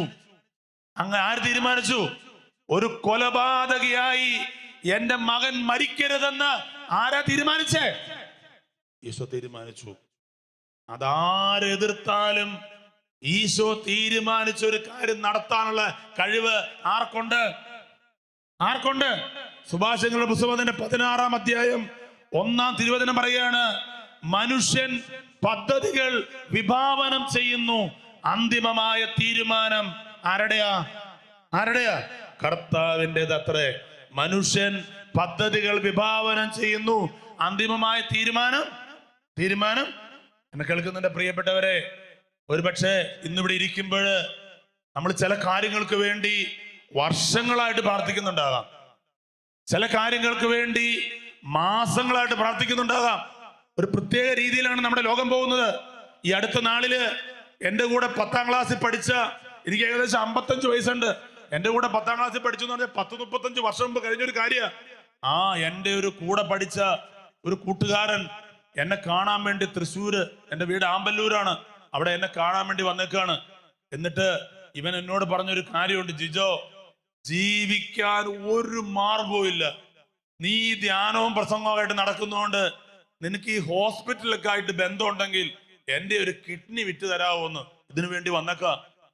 ഇത്രയും ദൂരെ അവൻ ബസ് കയറി വന്നേക്കാണ്. എന്തിനാ അവന്റെ ആവശ്യം എന്താ? എനിക്ക് ഇങ്ങനത്തെ വിൽപ്പനയായിട്ട് ഒരു പരിപാടി ഇല്ല കേട്ടോ, നിങ്ങൾ വിചാരിക്കരുത് ഇവന് കിഡ്നി വിൽപ്പനയായിട്ടുള്ള പരിപാടിയൊന്നും എനിക്കില്ല. ഇവൻ വിചാരിച്ചു ഞാൻ ഈ ധ്യാനവും പ്രാർത്ഥനയായിട്ട് നടക്കുന്നതുകൊണ്ട് എനിക്ക് എന്തുമായിട്ട് ബന്ധമുണ്ട്? ഹോസ്പിറ്റലുമായിട്ട് ബന്ധമുണ്ട്. അപ്പൊ ഞാൻ വിചാരിച്ചാൽ ഈ പരിപാടി നടക്കുമെന്നാണ് ഇവൻ ഓർത്ത്. ഞാൻ പറഞ്ഞു, എടാ, ഈ കിഡ്നി എന്ന് പറഞ്ഞ സാധനം അങ്ങനെ പെട്ടെന്ന് വിൽക്കാൻ പറ്റിയ സാധനം അല്ല. നമുക്ക് രക്തബന്ധമുള്ള ആളുകൾക്ക് ഇത് കൊടുക്കാം, അല്ലാണ്ട് ഇത് കൊടുക്കണമെങ്കിൽ അപ്പൊ അവൻ പറയാ ആ വഴി അടഞ്ഞു അല്ലേന്ന്. അവന്റെ അവസാന വഴിയായിരുന്നു ഏത്? ഇതെങ്കിലും ഓർമ്മ, ഇത് വെറുതെ രണ്ടെണ്ണം ഉണ്ടല്ലോ ഇത് എന്നിട്ട്. അങ്ങനെ ജീവിക്കാൻ യാതൊരു മാർഗവും ഇല്ലാതെ സകല വഴികളും മുട്ടിയ അനേകം മനുഷ്യരെ ഈ കാലഘട്ടത്തിൽ നമ്മൾ കണ്ടുമുട്ടുന്നുണ്ട്. അങ്ങനത്തെ ഒരു കാലഘട്ടത്തിലേക്കാ കാര്യങ്ങൾ പോകുന്നത്. ഇതൊരു കാലഘട്ടത്തിൽ കാര്യങ്ങൾ പോകുന്നത്. ഇവിടെ ഈ ലൂക്കായുടെ സുവിശേഷം 18-ാം അധ്യായത്തില് ഈശോ ഒരു ഉപമ പറയുന്നുണ്ട്. ഭഗ്നാശരാകാതെ എപ്പോഴും പ്രാർത്ഥിക്കണമെന്ന് പഠിപ്പിക്കാനായി അവിടെ നിന്നൊരു ഉപമ പറഞ്ഞു. ദൈവത്തെ ഭയപ്പെടുകയോ മനുഷ്യനെ മാനിക്കുകയോ ചെയ്യാത്ത ഒരു ന്യായാധിപൻ ഉണ്ടായിരുന്നു ഒരു നാട്ടിൽ. ആ നാട്ടിൽ ഒരു വിധവയും ഉണ്ടായിരുന്നു. എതിരാളിക്കെതിരെ എനിക്ക് നീതി നടത്തി തരണമേ എന്ന് ആ വിധവ എന്നു ഈ ന്യായാധിപനോട് പറയുമായിരുന്നു. ന്യായാധിപനത് ഗവനിച്ചിരുന്നില്ല. വീണ്ടും വീണ്ടും വീണ്ടും ഈ വിധവ ചെന്ന് ഈ ന്യായാധിപനോട് പറയും. അങ്ങനെ ന്യായാധിപന് തോന്നുകയാണ്, ഞാൻ ദൈവത്തെ ഭയപ്പെടുകയോ മനുഷ്യനെ മാനിക്കുകയോ ചെയ്യാത്ത ആളാണ്. പക്ഷെ ഞാൻ ഈ വിധവയ്ക്ക് നീതി നടത്തി കൊടുത്തില്ലെങ്കിൽ അതെന്നെ വീണ്ടും വീണ്ടും വീണ്ടും വന്ന് എന്നെ ശല്യം ചെയ്യും. അതുകൊണ്ട് ഞാൻ ആ വിധവയ്ക്ക് നീതി നടത്തി കൊടുക്കുന്നു. എന്നിട്ട് അതിൻ്റെ 18-ാമത്തെ അധ്യായത്തിന്റെ 7-ാമത്തെ വാക്യം പറയാണ്, അങ്ങനെയെങ്കിൽ രാവും പകലും തന്നെ വിളിച്ച് കരയുന്ന തന്റെ തെരഞ്ഞെടുക്കപ്പെട്ടവർക്ക് ദൈവം നീതി നടത്തി കൊടുക്കില്ലേ? അവിടെ നിന്ന് അതിന് കാലവിളംബം വരുത്തുമോ? ബൈബിൾ ചോദിക്കുക. അങ്ങനെയെങ്കിൽ നീതിരഹിതനായ ആ ന്യായാധിപൻ പോലും അങ്ങനെ ചെയ്തെങ്കിൽ രാവും പകലും തന്നെ വിളിച്ച് കരയുന്ന തന്റെ തെരഞ്ഞെടുക്കപ്പെട്ടവർക്ക് ദൈവം നീതി നടത്തി കൊടുക്കില്ലേ? വിശുദ്ധനായ ഡോൺ ബോസ്കോ പറയാണ്, പ്രാർത്ഥിച്ചുകൊണ്ട് 2 വിത്ത് വിതച്ചാൽ 4 കതിര് കൊയ്യാം. പ്രാർത്ഥിക്കാതെ 4 വിത്ത് വിതച്ചാലേ 2 കതിര് കൊയ്യാൻ പറ്റുള്ളൂ. പ്രാർത്ഥിച്ചുകൊണ്ട് 2 വിത്ത് വിതച്ചാൽ എത്ര കതിര് കൊയ്യാം? 4 കതിര് കൊയ്യാം. പ്രാർത്ഥിക്കാതെ 4 വിത്ത് വിതച്ചാലേ 2 കതിര് കൊയ്യാൻ പറ്റുള്ളൂ. അമ്മ ത്രേസ്യ പറയാണ്, പ്രാർത്ഥന ഒരപകടമാണെന്ന് ആരെങ്കിലും നിങ്ങളോട് പറഞ്ഞാൽ പറയുന്ന ആള് ഒരു വലിയ അപകടത്തിലാന്ന് ഓർത്തോളാൻ. പ്രാർത്ഥന ഒരപകടമാണെന്ന് ആരെങ്കിലും നിങ്ങളോട് പറഞ്ഞാൽ പറയുന്ന ആള് എവിടെയാണ്? വലിയൊരു അപകടത്തിലാണ്. എന്നെ കേൾക്കുന്ന പ്രിയപ്പെട്ടവരെ, നമ്മൾ വർഷങ്ങളായി മാസങ്ങളായി പ്രാർത്ഥിക്കുന്ന പല കാര്യങ്ങളും ഉണ്ടാകാം. പക്ഷേ നമ്മൾ മുന്നോട്ട് പോയിട്ട് എന്ത് ചെയ്യരുത്? ഒരിക്കലും നമ്മൾ പിന്നോട്ട് നോക്കരുത്, തിരിഞ്ഞു നോക്കരുത്. ഞാൻ പറയുന്നത്, നിങ്ങളുടെ മുന്നിൽ നിന്ന് ക്ലാസ് എടുക്കുന്ന ഞാൻ ചില കാര്യങ്ങൾക്ക് ഞാനും പ്രാർത്ഥിക്കുന്ന ഒരാളാ. ഞാൻ ഈ പറയുന്ന നാളെ മുതല് 15 ദിവസം പരിശുദ്ധ അമ്മയോടൊപ്പം നൊയമ്പ് നോക്കി പ്രാർത്ഥിക്കാൻ ആഗ്രഹിക്കുന്ന ഒരാളാണ്. എനിക്കുണ്ട് ചില കാര്യങ്ങള് പറഞ്ഞു വരുന്നത്. എന്നെ കേൾക്കുന്നവരെ, ഇന്ന് പിശാച് ഏറ്റവും മനോഹരമായിട്ട് ഉപയോഗിക്കുന്ന ഒരു ആയുധമുണ്ട്. ഏതാ പറയാവോ? പിശാച് മനുഷ്യന്റെ അടുത്ത് ഏറ്റവും മനോഹരമായിട്ട് ഉപയോഗിക്കുന്ന ഒരു ആയുധമുണ്ട്. ഒരിക്കല് ഒരു സ്ഥലത്ത് പിശാച് ഒരു വിൽപ്പന മേള നടത്താണ്. വിൽപ്പന മേളയില് പിശാചിന്റെ ആയുധങ്ങളെല്ലാം ഇങ്ങനെ വിൽക്കാൻ വേണ്ടി വെച്ചേക്ക. അഹങ്കാരമുണ്ട്, അസൂയയുണ്ട്, അത്യാഗ്രഹമുണ്ട്, ഭിന്നതയുണ്ട്, കലഹമുണ്ട്, വെറുപ്പുണ്ട്, എല്ലാം ഇങ്ങനെ എഴുതി വെച്ചേക്ക. ആളുകൾ വന്ന് ഓരോരുത്തർ ഇഷ്ടമുള്ള തെരഞ്ഞെടുത്തോണ്ട് പോവാ. അങ്ങനെ ഒരു ചേട്ടൻ വരുമ്പോഴ് ഒരു ഭരണിയിലിട്ട് ഒരായുധം അടച്ചു വച്ചിരിക്കുകയാണ്. ആ ചേട്ടൻ പേര് വായിച്ചു, നിരാശ. അപ്പൊ ചേട്ടൻ ചോദിച്ചു, എന്താ ഈ നിരാശ ഇങ്ങനെ ഭരണിയിലിട്ട് അടച്ചു വെച്ചേക്കണേ? അപ്പൊ പിശാച് പറയാണ്, എന്റെ ഏതായുധം പോയാലും നിരാശ എന്ന് പറയുന്ന ഒരായുധം ഉണ്ടെങ്കിൽ ഈ മനുഷ്യവർഗത്തെ തകർക്കാന്ന് എനിക്ക് നല്ല വിശ്വാസമുണ്ട്. ഇന്ന് പിശാച് ഏറ്റവും മനോഹരമായി ഉപയോഗിച്ചുകൊണ്ടിരിക്കുന്ന ഒരായുധത്തിന്റെ പേരാണ് എന്ത്? അതാണ് മിനിഞ്ഞാന്ന് ആ സ്ത്രീ എന്നോട് പറഞ്ഞത്. പ്രാർത്ഥിച്ച് ഉള്ള വിശ്വാസം പോയി. അനേകം മനുഷ്യരെ പിശാച് ഇങ്ങനെ ഈ ആയുധം വെച്ചുകൊണ്ടിരിക്കുകയാണ്. റോമാലേഖനം അതിന്റെ 5-ാം അധ്യായം 4-ാം തിരുവചനം പറയുകയാണ്, നിരാശയുടെ ഓപ്പോസിറ്റ് എന്താണ്? വചനം പറയാ, പ്രത്യാശ നമ്മെ നിരാശരാക്കുന്നില്ല. നമുക്ക് നൽകപ്പെട്ടിരിക്കുന്ന പരിശുദ്ധാത്മാവിലൂടെ ദൈവത്തിന്റെ സ്നേഹം നമ്മുടെ ഹൃദയങ്ങളിലേക്ക് ചൊരിയപ്പെട്ടിരിക്കുന്നു. ഞാൻ പറയാണ്, പ്രത്യാശ നമ്മെ നിരാശരാക്കുന്നില്ല. നമുക്ക് നൽകപ്പെട്ടിരിക്കുന്ന പരിശുദ്ധാത്മാവിലൂടെ ദൈവത്തിന്റെ സ്നേഹം നമ്മുടെ ഹൃദയങ്ങളിലേക്ക് ചൊരിയപ്പെട്ടിരിക്കുന്നു. ദൈവത്തിന്റെ സ്നേഹം നമുക്ക് അനുഭവവേദ്യമാക്കി തരുന്നത് ആരാണ്? ഞാൻ സ്നേഹിക്കപ്പെടുന്ന വ്യക്തിയാണ്. എന്നെ ഈ ലോകത്തിൽ ആര് സ്നേഹിച്ചില്ലെങ്കിലും എന്നെ സ്നേഹിക്കാൻ ഒരാളുണ്ട് എന്ന് ഉള്ളിന്റെ ഉള്ളിൽ ബോധ്യമുള്ളവരാക്കി നമ്മളെ ആര് മാറ്റും? പരിശുദ്ധാത്മാ മാറ്റും. അതാണ് വചനം പറയുന്നത്, പ്രത്യാശ നമ്മെ നിരാശരാക്കുന്നില്ല. നമുക്ക് നൽകപ്പെട്ടിരിക്കുന്ന പരിശുദ്ധാത്മാവിലൂടെ ദൈവത്തിന്റെ സ്നേഹം നമ്മുടെ ഹൃദയങ്ങളിലേക്ക്. ഒരു ചോദ്യം, സ്നേഹിക്കപ്പെടുക എന്ന് പറയുന്നത് ലോകത്തിലെ ഏറ്റവും ശ്രേഷ്ഠമായ രണ്ടാമത്തെ കാര്യം എന്നാണ് പറയുന്നത്. സ്നേഹിക്കപ്പെടുക. അപ്പൊ ഒന്നാമത്തെ എന്താ? സ്നേഹിക്കലാണ്. നമ്മളിപ്പോ ചെയ്തുകൊണ്ടിരിക്കണ ഒന്നാണോ രണ്ടാണോ? സ്നേഹിക്കപ്പെടുക എന്ന് പറയുന്ന ലോകത്തിലെ ഏറ്റവും ശ്രേഷ്ഠമായ രണ്ടാമത്തെ കാര്യമാണ്. അപ്പൊ ഒന്നാമത്തെ കാര്യം എന്താണ്? സ്നേഹിക്കലാണ്. നമ്മൾ ചെയ്തുകൊണ്ടിരിക്കുന്ന ഒന്നാണോ രണ്ടാണോ? ഒന്നാണോ രണ്ടാണോ നമ്മൾ ചെയ്യണേ? നമ്മൾ ചെയ്യുന്നത് രണ്ടാണ്. നമ്മൾ സ്നേഹിക്കപ്പെടുന്നവരാണ്. ആരാണ് നമ്മളെ സ്നേഹിക്കുന്നത്? 3 കുട്ടികളുടെ അമ്മ 4ാമത് ഗർഭിണിയായി. ഉദരത്തിൽ കുട്ടിയോടൊപ്പം ഒരു ട്യൂമർ വളർന്നു വരിക. കുട്ടിക്കും ട്യൂമറിനും ഒരേ സമയത്ത് വളരാനുള്ള സ്പേസ് യൂട്രസിൽ ഇല്ല. ഡോക്ടർമാർ പറഞ്ഞു, ഓൾറെഡി 3 കുട്ടികളുടെ അമ്മയാണ്. ഈ 3 കുട്ടികൾക്ക്, ഈ അമ്മയ്ക്ക് എന്തെങ്കിലും പറ്റിയ 3 കുട്ടികൾക്ക് അമ്മ ഇല്ലാതാവും. റിസ്ക് വേണ്ട, നമുക്ക് യൂട്രസേ റിമൂവ് ചെയ്യാം. ഈ അമ്മ പറഞ്ഞു, എനിക്ക് എന്ത് വന്നാലും ഞാൻ സഹിച്ചോളാം. എന്റെ വയറ്റിൽ കിടക്കുന്ന കുട്ടിക്ക് ഒന്നും വരാൻ പറ്റില്ല, ഒന്നും വരരുത്. നിങ്ങൾ എത്ര റിസ്ക് എടുത്തിട്ടാണെന്ന് വേണ്ടില്ല, ട്യൂമർ റിമൂവ് ചെയ്യ്. ഡോക്ടർമാർ ഹൈ റിസ്ക് എടുത്ത് ട്യൂമർ റിമൂവ് ചെയ്തു. ആ സ്ത്രീ പൂർണ്ണ ഗർഭിണിയായി ഒരു പെൺകുട്ടിയെ പ്രസവിച്ചു. 10ാം ദിവസം ആ സ്ത്രീ മരിച്ചുപോയി. ആ സ്ത്രീയെ സഭ കുടുംബജീവിതക്കാരുടെ സ്വർഗീയ മധ്യസ്ഥയായി വിശുദ്ധിയായി പ്രഖ്യാപിച്ചു. ആരാന്ന് പറയാൻ പറ്റുമോ?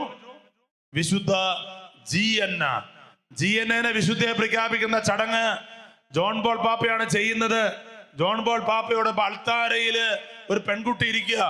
ആ പെൺകുട്ടി ലോകത്തോട് വിളിച്ചു പറയാണ്, എന്റെ അമ്മ എനിക്ക് വേണ്ടി മരിച്ചു, അതുകൊണ്ട് ഞാൻ ഇന്ന് ജീവിച്ചിരിക്കുന്നു. എന്റെ അമ്മ എനിക്ക് വേണ്ടി മരിച്ചു, അതുകൊണ്ട് ഞാനിന്ന് ജിയന്ന സ്വന്തം മകൾക്ക് വേണ്ടി മരിച്ചു. അങ്ങനെയെങ്കിൽ നമുക്ക് വേണ്ടി ഒരാള് മരിച്ചു. ആരാ? റോമാലേഖനം 5-ാം അധ്യായം 6-ാം തിരുവചനം പറയുകയാണ്, നാം ബലഹീനരായിരിക്കെ നിർണയിക്കപ്പെട്ട സമയത്ത് ക്രിസ്തു പാപികൾക്ക് വേണ്ടി മരിച്ചു. നീതിമാന് വേണ്ടി പോലും ആരെങ്കിലും മരിക്കുക പ്രയാസമാണ്. ഒരു പക്ഷേ ഒരു നല്ല മനുഷ്യന് വേണ്ടി മരിക്കാൻ ആരെങ്കിലും ഒക്കെ തുനിഞ്ഞെന്ന് വരാം. എന്നാൽ നാം പാപികളായിരിക്കെ ക്രിസ്തു നമുക്ക് വേണ്ടി മരിച്ചു. അങ്ങനെ നമ്മോടുള്ള തന്റെ സ്നേഹം ദൈവം എന്താക്കി? പ്രകടാക്കി. അങ്ങനെ നമ്മോടുള്ള തന്റെ സ്നേഹം ദൈവം പ്രകടാക്കി. ഒരു പപ്പ സ്വന്തം മോനെ നീന്തൽ പഠിപ്പിക്കാൻ വെള്ളത്തിൽ കൊണ്ടിട്ടു. അപ്പൊ അവന് നീന്താണ്ട് പറ്റില്ലല്ലോ. അവൻ അറിയാവുന്ന പോലെ കൈകാട്ടടിച്ച് നീന്തുവാണ്. പപ്പ കരയിൽ നിന്നിട്ട് നീന്തലിന്റെ തീറി പറഞ്ഞു കൊടുക്കുവാണ്. ഇവനാണെങ്കിൽ പ്രാക്ടിക്കൽ നടത്തിക്കൊണ്ടിരിക്കുക. കിടപ്പ് വെള്ളത്തിലാണല്ലോ, അവിടെ തീറി കഴിഞ്ഞിട്ട് കാര്യമൊന്നുമില്ലോ. ഇവിടെ തീറി, അവിടെ പ്രാക്ടിക്കല്. കുറച്ചു നേരം കഴിഞ്ഞ് പപ്പ നോക്കുമ്പോഴ് ഒരു മുതല ഇവന്റെ നേരെ നീന്തി വരുക. പപ്പ പറഞ്ഞു, മോനെ ഒരു മുതല വരുന്നുണ്ടാന്ന് പറഞ്ഞു. ഇവൻ അറിയാവുന്ന പോലെ കരയിലോട്ട് നീന്തി. കരയിലോട്ട് കേറിയതും മുതല ഇവന്റെ വലതുകാലിൽ പിടിച്ചു. ഒരേ സമയത്താ പപ്പ മോനേന്ന് വിളിച്ചിട്ട് ഇവനെയും കൂടെ പിടിച്ചു. വലതേയും കൂടെ ഇവനെ പിടിച്ചേക്ക, ഇടതേര് കുറ്റയെ പിടിച്ച് നിൽക്കുക. മുതലിങ്ങനെ കടിച്ചു വലിക്കുക. എന്ത് ചെയ്ത് പപ്പ പിടിവിടില്ല. പിടിപിടില്ല. മുതലിങ്ങനെ വലിക്കണു. ഈ പപ്പ ദൈവമേ ദൈവമേ എന്ന് പറഞ്ഞിട്ട് ഇങ്ങനെ പിടിച്ചേക്കുക. അങ്ങനെ കുറേ സമയം കഴിഞ്ഞു. മുതൽ ഇവനെ വേണ്ടാന്ന് വെച്ച് പോയി. ഇവൻ ഹോസ്പിറ്റലിൽ അഡ്മിറ്റായി. കാലാണെങ്കിൽ മുതല കടിച്ചൊരു പരുവാക്കി വെച്ചേക്ക. മുതല കടിച്ച് വലിച്ച ഫോഴ്സില് അപ്പച്ചൻ വിടാണ്ട് പിടിച്ചപ്പോഴ് അപ്പച്ചന്റെ വലത് കൈയുടെ ബലം കൊണ്ട് ഇവന്റെ ചങ്ങിന്റെ ഭാഗത്തൊരു മുറിവ്. ഇവൻ ഹോസ്പിറ്റലിൽ കിടന്നിട്ട് പറയാണ്, എന്റെ കാലിലെ മുറിവ് ഉണങ്ങിയാലും വേണ്ടില്ല, ഉണങ്ങിയില്ലേലും വേണ്ടില്ല, ഈ ചങ്കിലെ മുറിവ് ഒരിക്കലും ഉണങ്ങരുതെന്ന് എന്റെ ആഗ്രഹം. ഇത് കാണുമ്പോൾ എനിക്ക് എന്റെ അപ്പച്ചന്റെ സ്നേഹ ഫീൽ ചെയ്യണേ. എന്നിട്ട് ഫീൽ ചെയ്യണേ ഇത് കാണുമ്പോൾ എനിക്ക് എന്റെ അപ്പച്ചന്റെ സ്നേഹമാണ്. ഈ അപ്പച്ചൻ തന്റെ സ്നേഹം പ്രകടിപ്പിച്ചു. അതാണ് ഞാൻ പറഞ്ഞത്. നാം ബലഹീനരായിരിക്കെ നിർണയിക്കപ്പെട്ട സമയത്ത് ക്രിസ്തു പാപികൾക്ക് വേണ്ടി മരിച്ചു. നീതിമാന് വേണ്ടി പോലും ആരെങ്കിലും മരിക്കുക പ്രയാസാണ്. ഒരു പക്ഷേ ഒരു നല്ല മനുഷ്യന് വേണ്ടി മരിക്കാൻ ആരെങ്കിലും ഒക്കെ തുനിഞ്ഞെന്ന് വരാം. എന്നാൽ നാം പാപികളായിരിക്കെ ക്രിസ്തു നമുക്ക് വേണ്ടി മരിച്ചു. അങ്ങനെ നമ്മോടുള്ള തന്റെ സ്നേഹം എന്താക്കി? വീണ്ടും ഞാൻ പഴയ വചനത്തിലേക്ക് ഒന്ന് പോവാ. റോമാ 5:4, പ്രത്യാശ നമ്മെ നിരാശരാക്കുന്നില്ല. നമുക്ക് നൽകപ്പെട്ടിരിക്കുന്ന പരിശുദ്ധാത്മാവിലൂടെ ദൈവത്തിന്റെ സ്നേഹം നമ്മുടെ ഹൃദയങ്ങളിലേക്ക്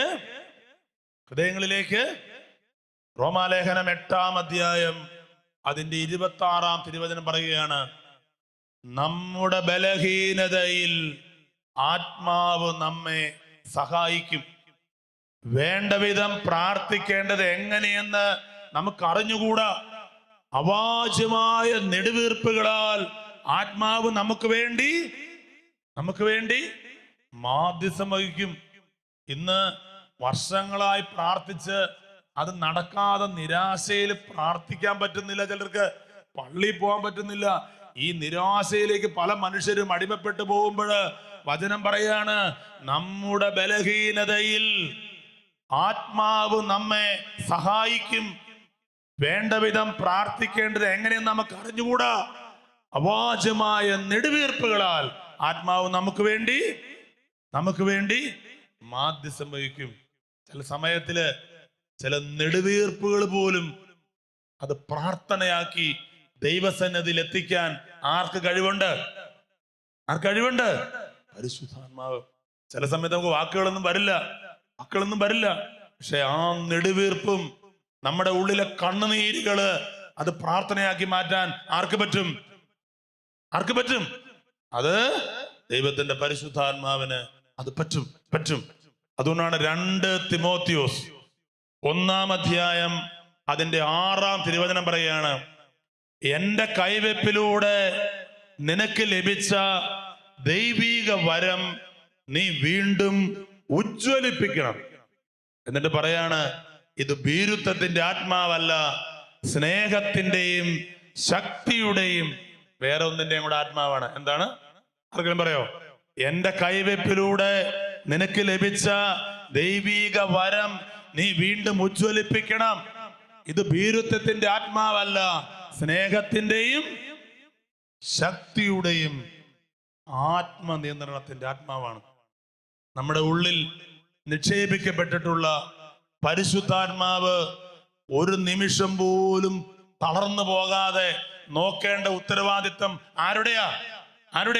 എഫേസൂസ് ലേഖനം അതിന്റെ 4-ാം അധ്യായം 30-ാം തിരുവചനം പറയാണ്, രക്ഷയുടെ ദിനത്തിന് നിങ്ങളെ മുദ്രിതരാക്കിയ ദൈവത്തിന്റെ പരിശുദ്ധാത്മാവിനെ വേദനിപ്പിക്കരുത്.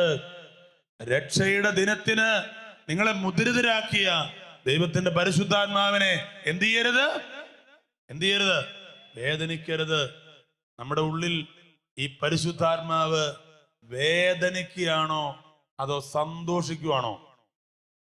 നമ്മുടെ ഉള്ളിൽ പരിശുദ്ധാത്മാവ് വേദനിക്കുവാണോ സന്തോഷിക്കുവാണോ? വീണ്ടും 1 തെസ്സലോനിക്കർ 5:19 പറയാണ്, ആത്മാവിനെ നിങ്ങൾ നിർവീര്യമാക്കരുത്. എന്താക്കരുത്? ഉള്ളിൽ വസിക്കുന്ന പരിശുദ്ധാത്മാവിനെ നമ്മൾ നിർവീര്യമാക്കരുത്.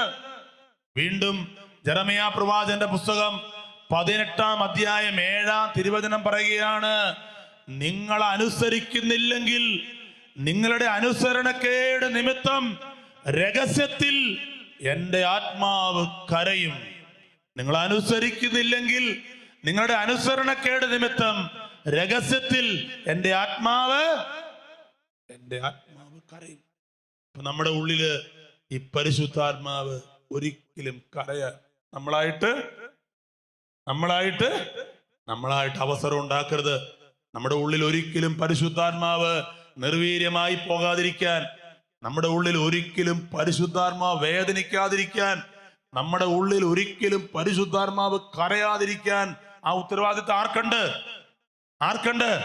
എന്നിട്ട് വീണ്ടും വചനം പറയാം. ഞാൻ ആദ്യം ഒന്നോടെ പറയാണ്, എൻ്റെ കൈവെപ്പിലൂടെ നിനക്ക് ലഭിച്ച ദൈവിക വരം നീ വീണ്ടും ഉജ്ജ്വലിപ്പിക്കണം. ഇത് ഭീരുത്വത്തിന്റെ ആത്മാവല്ല, സ്നേഹത്തിന്റെയും ശക്തിയുടെയും എന്തിന്റെയും കൂടെയാണ്? ആത്മനിയന്ത്രണത്തിന്റെ. വിശുദ്ധനായ ജെറോം പറയുന്ന ഒരു വാക്കുണ്ട്, പരിശുദ്ധാത്മാവിനെ ഉജ്ജ്വലിപ്പിക്കാൻ പരിശുദ്ധ കുർബാനയോളം ശക്തമായ മറ്റൊന്നില്ല. പരിശുദ്ധാത്മാവിനെ ഉത്തേജിപ്പിക്കാൻ പരിശുദ്ധ കുർബാനയോളം ശക്തിയുള്ള മറ്റൊന്നുമില്ല എന്നാണ് വിശുദ്ധനായ ജെറോം പറയുന്നത്. കത്തോലിക്ക സഭയിലെ ഒരു വിശുദ്ധന്റെ പേരാണ് സ്താനിസ്ലാവുസ്. അദ്ദേഹം ഒരു മെത്രാനാണ്. രൂപതയുടെ ആവശ്യത്തിന് വേണ്ടി ഒരു രാജാവിന്റെ കയ്യിൽ നിന്ന് കുറച്ച് സ്ഥലം വാങ്ങി. ഈ പൈസ രാജാവിന് കൊടുത്തു. അന്നത്തെ കാലത്ത് കൃത്യമായിട്ട് ആധാരം അങ്ങനത്തെ പരിപാടിയൊന്നുമില്ല. പൈസ കൊടുത്തു, രൂപത സ്ഥലം മേടിച്ചു. കുറച്ച് നാൾ കഴിഞ്ഞപ്പോൾ ഈ രാജാവ് മരിച്ചുപോയി.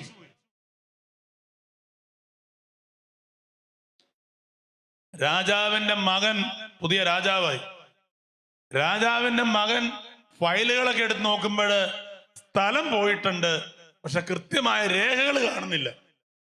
അങ്ങനെ രാജാവിന്റെ മകൻ കോടതിയിൽ കേസ് കൊടുത്തു, എൻ്റെ അച്ഛനെ പറ്റിച്ചതാണ്, സ്ഥലം തിരിച്ചു വേണമെന്നും പറഞ്ഞു. അങ്ങനെ കോടതി തെളിവുകൾ രൂപതയ്ക്ക് ഹാജരാക്കാനില്ല. കോടതി സ്ഥലം തിരിച്ചു കൊടുക്കാൻ വിധി പ്രസ്താവിച്ചു. അപ്പൊ ഈ സ്താനിസ്ലാവൂസ് എന്ന് പറയുന്ന മെത്രാൻ ചോദിക്കുക, മരിച്ച രാജാവിനെ കോടതിയിൽ ഹാജരാക്കാൻ അനുവാദം തരാവോന്ന് ചോദിച്ചു. എല്ലാരും ചിരിച്ചു. കാരണം മരിച്ചയാള് തിരിച്ചു വരുമോ? ഈ ബിഷപ്പ് ചോദിക്കുകയാണ്, മരിച്ച രാജാവിനെ കോടതിയിൽ ഹാജരാക്കാൻ അനുവാദം തരാവോ? എല്ലാവർക്കും തമാശ തോന്നി, ജഡ്ജിക്കും തമാശ തോന്നി. ജഡ്ജി പറഞ്ഞു ആയിക്കോ എന്ന് പറഞ്ഞു. ആയിക്കോ. 3 ദിവസം സമയം കൊടുത്തു. 3 ദിവസം ഈ മെത്രാൻ ഉപവസിച്ച് പ്രാർത്ഥിച്ചു.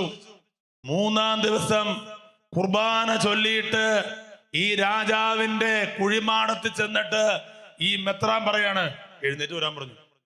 രാജാവ് കൂളായിട്ട് അങ്ങോട്ട് എഴുന്നേറ്റ് വന്നു. എന്നിട്ട് കോടതി വന്നിട്ട് പറയാണ്, ഞാൻ കൃത്യമായിട്ട് പൈസ മേടിച്ചിട്ടാണ് മെത്രാന് സ്ഥലം കൊടുത്തത് എന്ന് കോടതിയിൽ ചെന്ന് പറഞ്ഞിട്ട് ഈ രാജാവ് ഇതേ കുഴിയിൽ പോയി വീണ്ടും കിടന്നു. ഇത് കണ്ടപ്പോഴ് രാജാവിന്റെ മകന് ദേഷ്യം അടക്കാൻ പറ്റണില്ല. ഈ മെത്രാനെ പിടിച്ച് കത്തി കൊണ്ട് കൊത്തി അറിഞ്ഞു.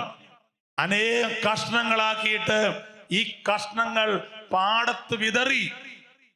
ഓരോ മാംസ കഷ്ണത്തിനും ഓരോ കഴുകന്മാര് കാവൽ നിന്നു എന്നാണ് ഈ സ്താനിസ്ലാവൂസിന്റെ പുസ്തകം പറയാ. ഓരോ മാംസ കഷ്ണത്തിനും ഓരോ കഴുകന്മാര്. മാംസകഷ്ണം എവിടെയുണ്ടെങ്കിലും അവിടെ ആരുണ്ട്? ഓരോ മാംസം. എന്നിട്ട് ഈ വിവരം അറിഞ്ഞ് ബിഷപ്പ് ഹൗസിന്ന് വൈദികര് പോയി ഈ മാംസ കഷ്ണങ്ങൾ പറുക്കി അടക്കം ചെയ്തതിന് ശേഷമാണ് ഈ കഴുകന്മാര് പോയെന്നാണ് പറഞ്ഞത്. കഴുകന്മാര് പോയെന്നാണ് ആ പുസ്തകം പറയുന്നത്. അതാണ് ഞാൻ പറഞ്ഞത്, പരിശുദ്ധാത്മാവിനെ ഉജ്ജ്വലിപ്പിക്കാൻ പരിശുദ്ധ കുർബാനയോളം ശക്തമായ മറ്റൊന്നും. മദർ തെരേസയെ കുറിച്ച് കേട്ട സൗദി ഗവൺമെന്റ് മദറിനെ വിളിച്ചു ഒരിക്കൽ. മദറിനെ കുറിച്ച് ഞങ്ങൾ കേട്ടു, അതിന്റെ പ്രവർത്തനങ്ങൾ ഞങ്ങൾക്ക് ഇഷ്ടമായി. മദർ ഞങ്ങളുടെ നാട്ടിൽ വന്നൊരു കോൺവെന്റ് തുടങ്ങണം, അതിന് എത്ര കോടി വേണമെങ്കിലും തരാം. സൗദിക്കാർക്ക് കോടിയൊരു പ്രധാനപ്പെട്ടതല്ല. മദർ പറഞ്ഞു, എനിക്ക് കോടിയല്ല പ്രധാനപ്പെട്ടത്, അവിടെ ഒരു ദേവാലയം പണിതു തരണം. ആ ദേവാലയത്തിൽ 24 മണിക്കൂറും കുർബാന എഴുന്നള്ളിച്ചു വെക്കണം. എല്ലാ ദിവസവും കുർബാന ചൊല്ലാൻ ഒരു വൈദികനെ അവിടെ തരാമെങ്കിൽ ഞങ്ങൾ അങ്ങോട്ട് വരാം എന്ന് മദർ തെരേസ പറഞ്ഞു. സൗദിക്കാർക്ക് ചിന്തിക്കാൻ പോലും പറ്റുമോ? അവിടെ ദേവാലയം ആരുടെയാ? ഒരു ക്രിസ്ത്യൻ ദേവാലയം ചോദിച്ച് അത് ചിന്തിക്കാൻ പറ്റുമോ? ഒരു ദേവാലയവും 24 മണിക്കൂറും കുർബാന എഴുന്നള്ളിച്ചു വയ്ക്കുകയും എല്ലാ ദിവസവും കുർബാന ചൊല്ല ഒരു വൈദികനുടെയും അത് അനുവദിക്കാൻ പറ്റിയില്ല. ആ നാട്ടിലേക്ക് മദർ തെരേസ പോയില്ല എന്ന് പറയുന്നു. കോടിക്കണക്കിന് രൂപയേക്കാൾ കുർബാനയ്ക്കും ദേവാലയത്തിനും വൈദികർക്കും പ്രാധാന്യം കൊടുത്ത ആ സ്ത്രീയെ, ഒരു കുഞ്ഞിന് പോലും ജന്മം കൊടുക്കാത്ത ആ സ്ത്രീയെ ലോകത്തെല്ലാവരും വിളിച്ചു ഒറ്റ പേരിൽ. എന്താ പേര്? അമ്മ. എല്ലാവരും വിളിച്ചു. അന്ന് ലോകത്തിലെ ഏറ്റവും സമ്പന്ന രാഷ്ട്രമായിരുന്ന അമേരിക്കയുടെ പ്രസിഡന്റ് വിളിച്ചു അമ്മ. കത്തോലിക്ക സഭയുടെ പരമാധ്യക്ഷനായ ജോൺ പോൾ പാപ്പ വിളിച്ചു മദർ.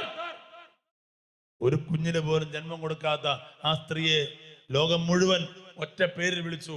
എന്ത് കാരണത്താൽ?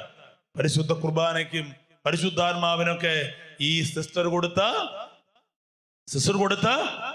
പ്രിയപ്പെട്ടവരെ, താമരശ്ശേരി രൂപതയുടെ ഒരു വൈദികന്റെ പേരാണ് ഫാദർ അനീഷ്. ഈ അച്ഛൻ സെമിനാരി പഠിച്ചുകൊണ്ടിരിക്കുകയാണ്. അച്ഛന്റെ പട്ടത്തിന്റെ ഡേറ്റ് തീരുമാനിച്ചു. മെത്രാന്റെ ഡേറ്റ് ഒക്കെ എടുത്ത് ഇടവക ഇങ്ങനെ അച്ഛന്റെ പട്ടവുമായിട്ട് മുന്നോട്ട് പോവാണ്. അച്ഛന്റെ അമ്മയ്ക്ക് ഒരു വയറുവേദന.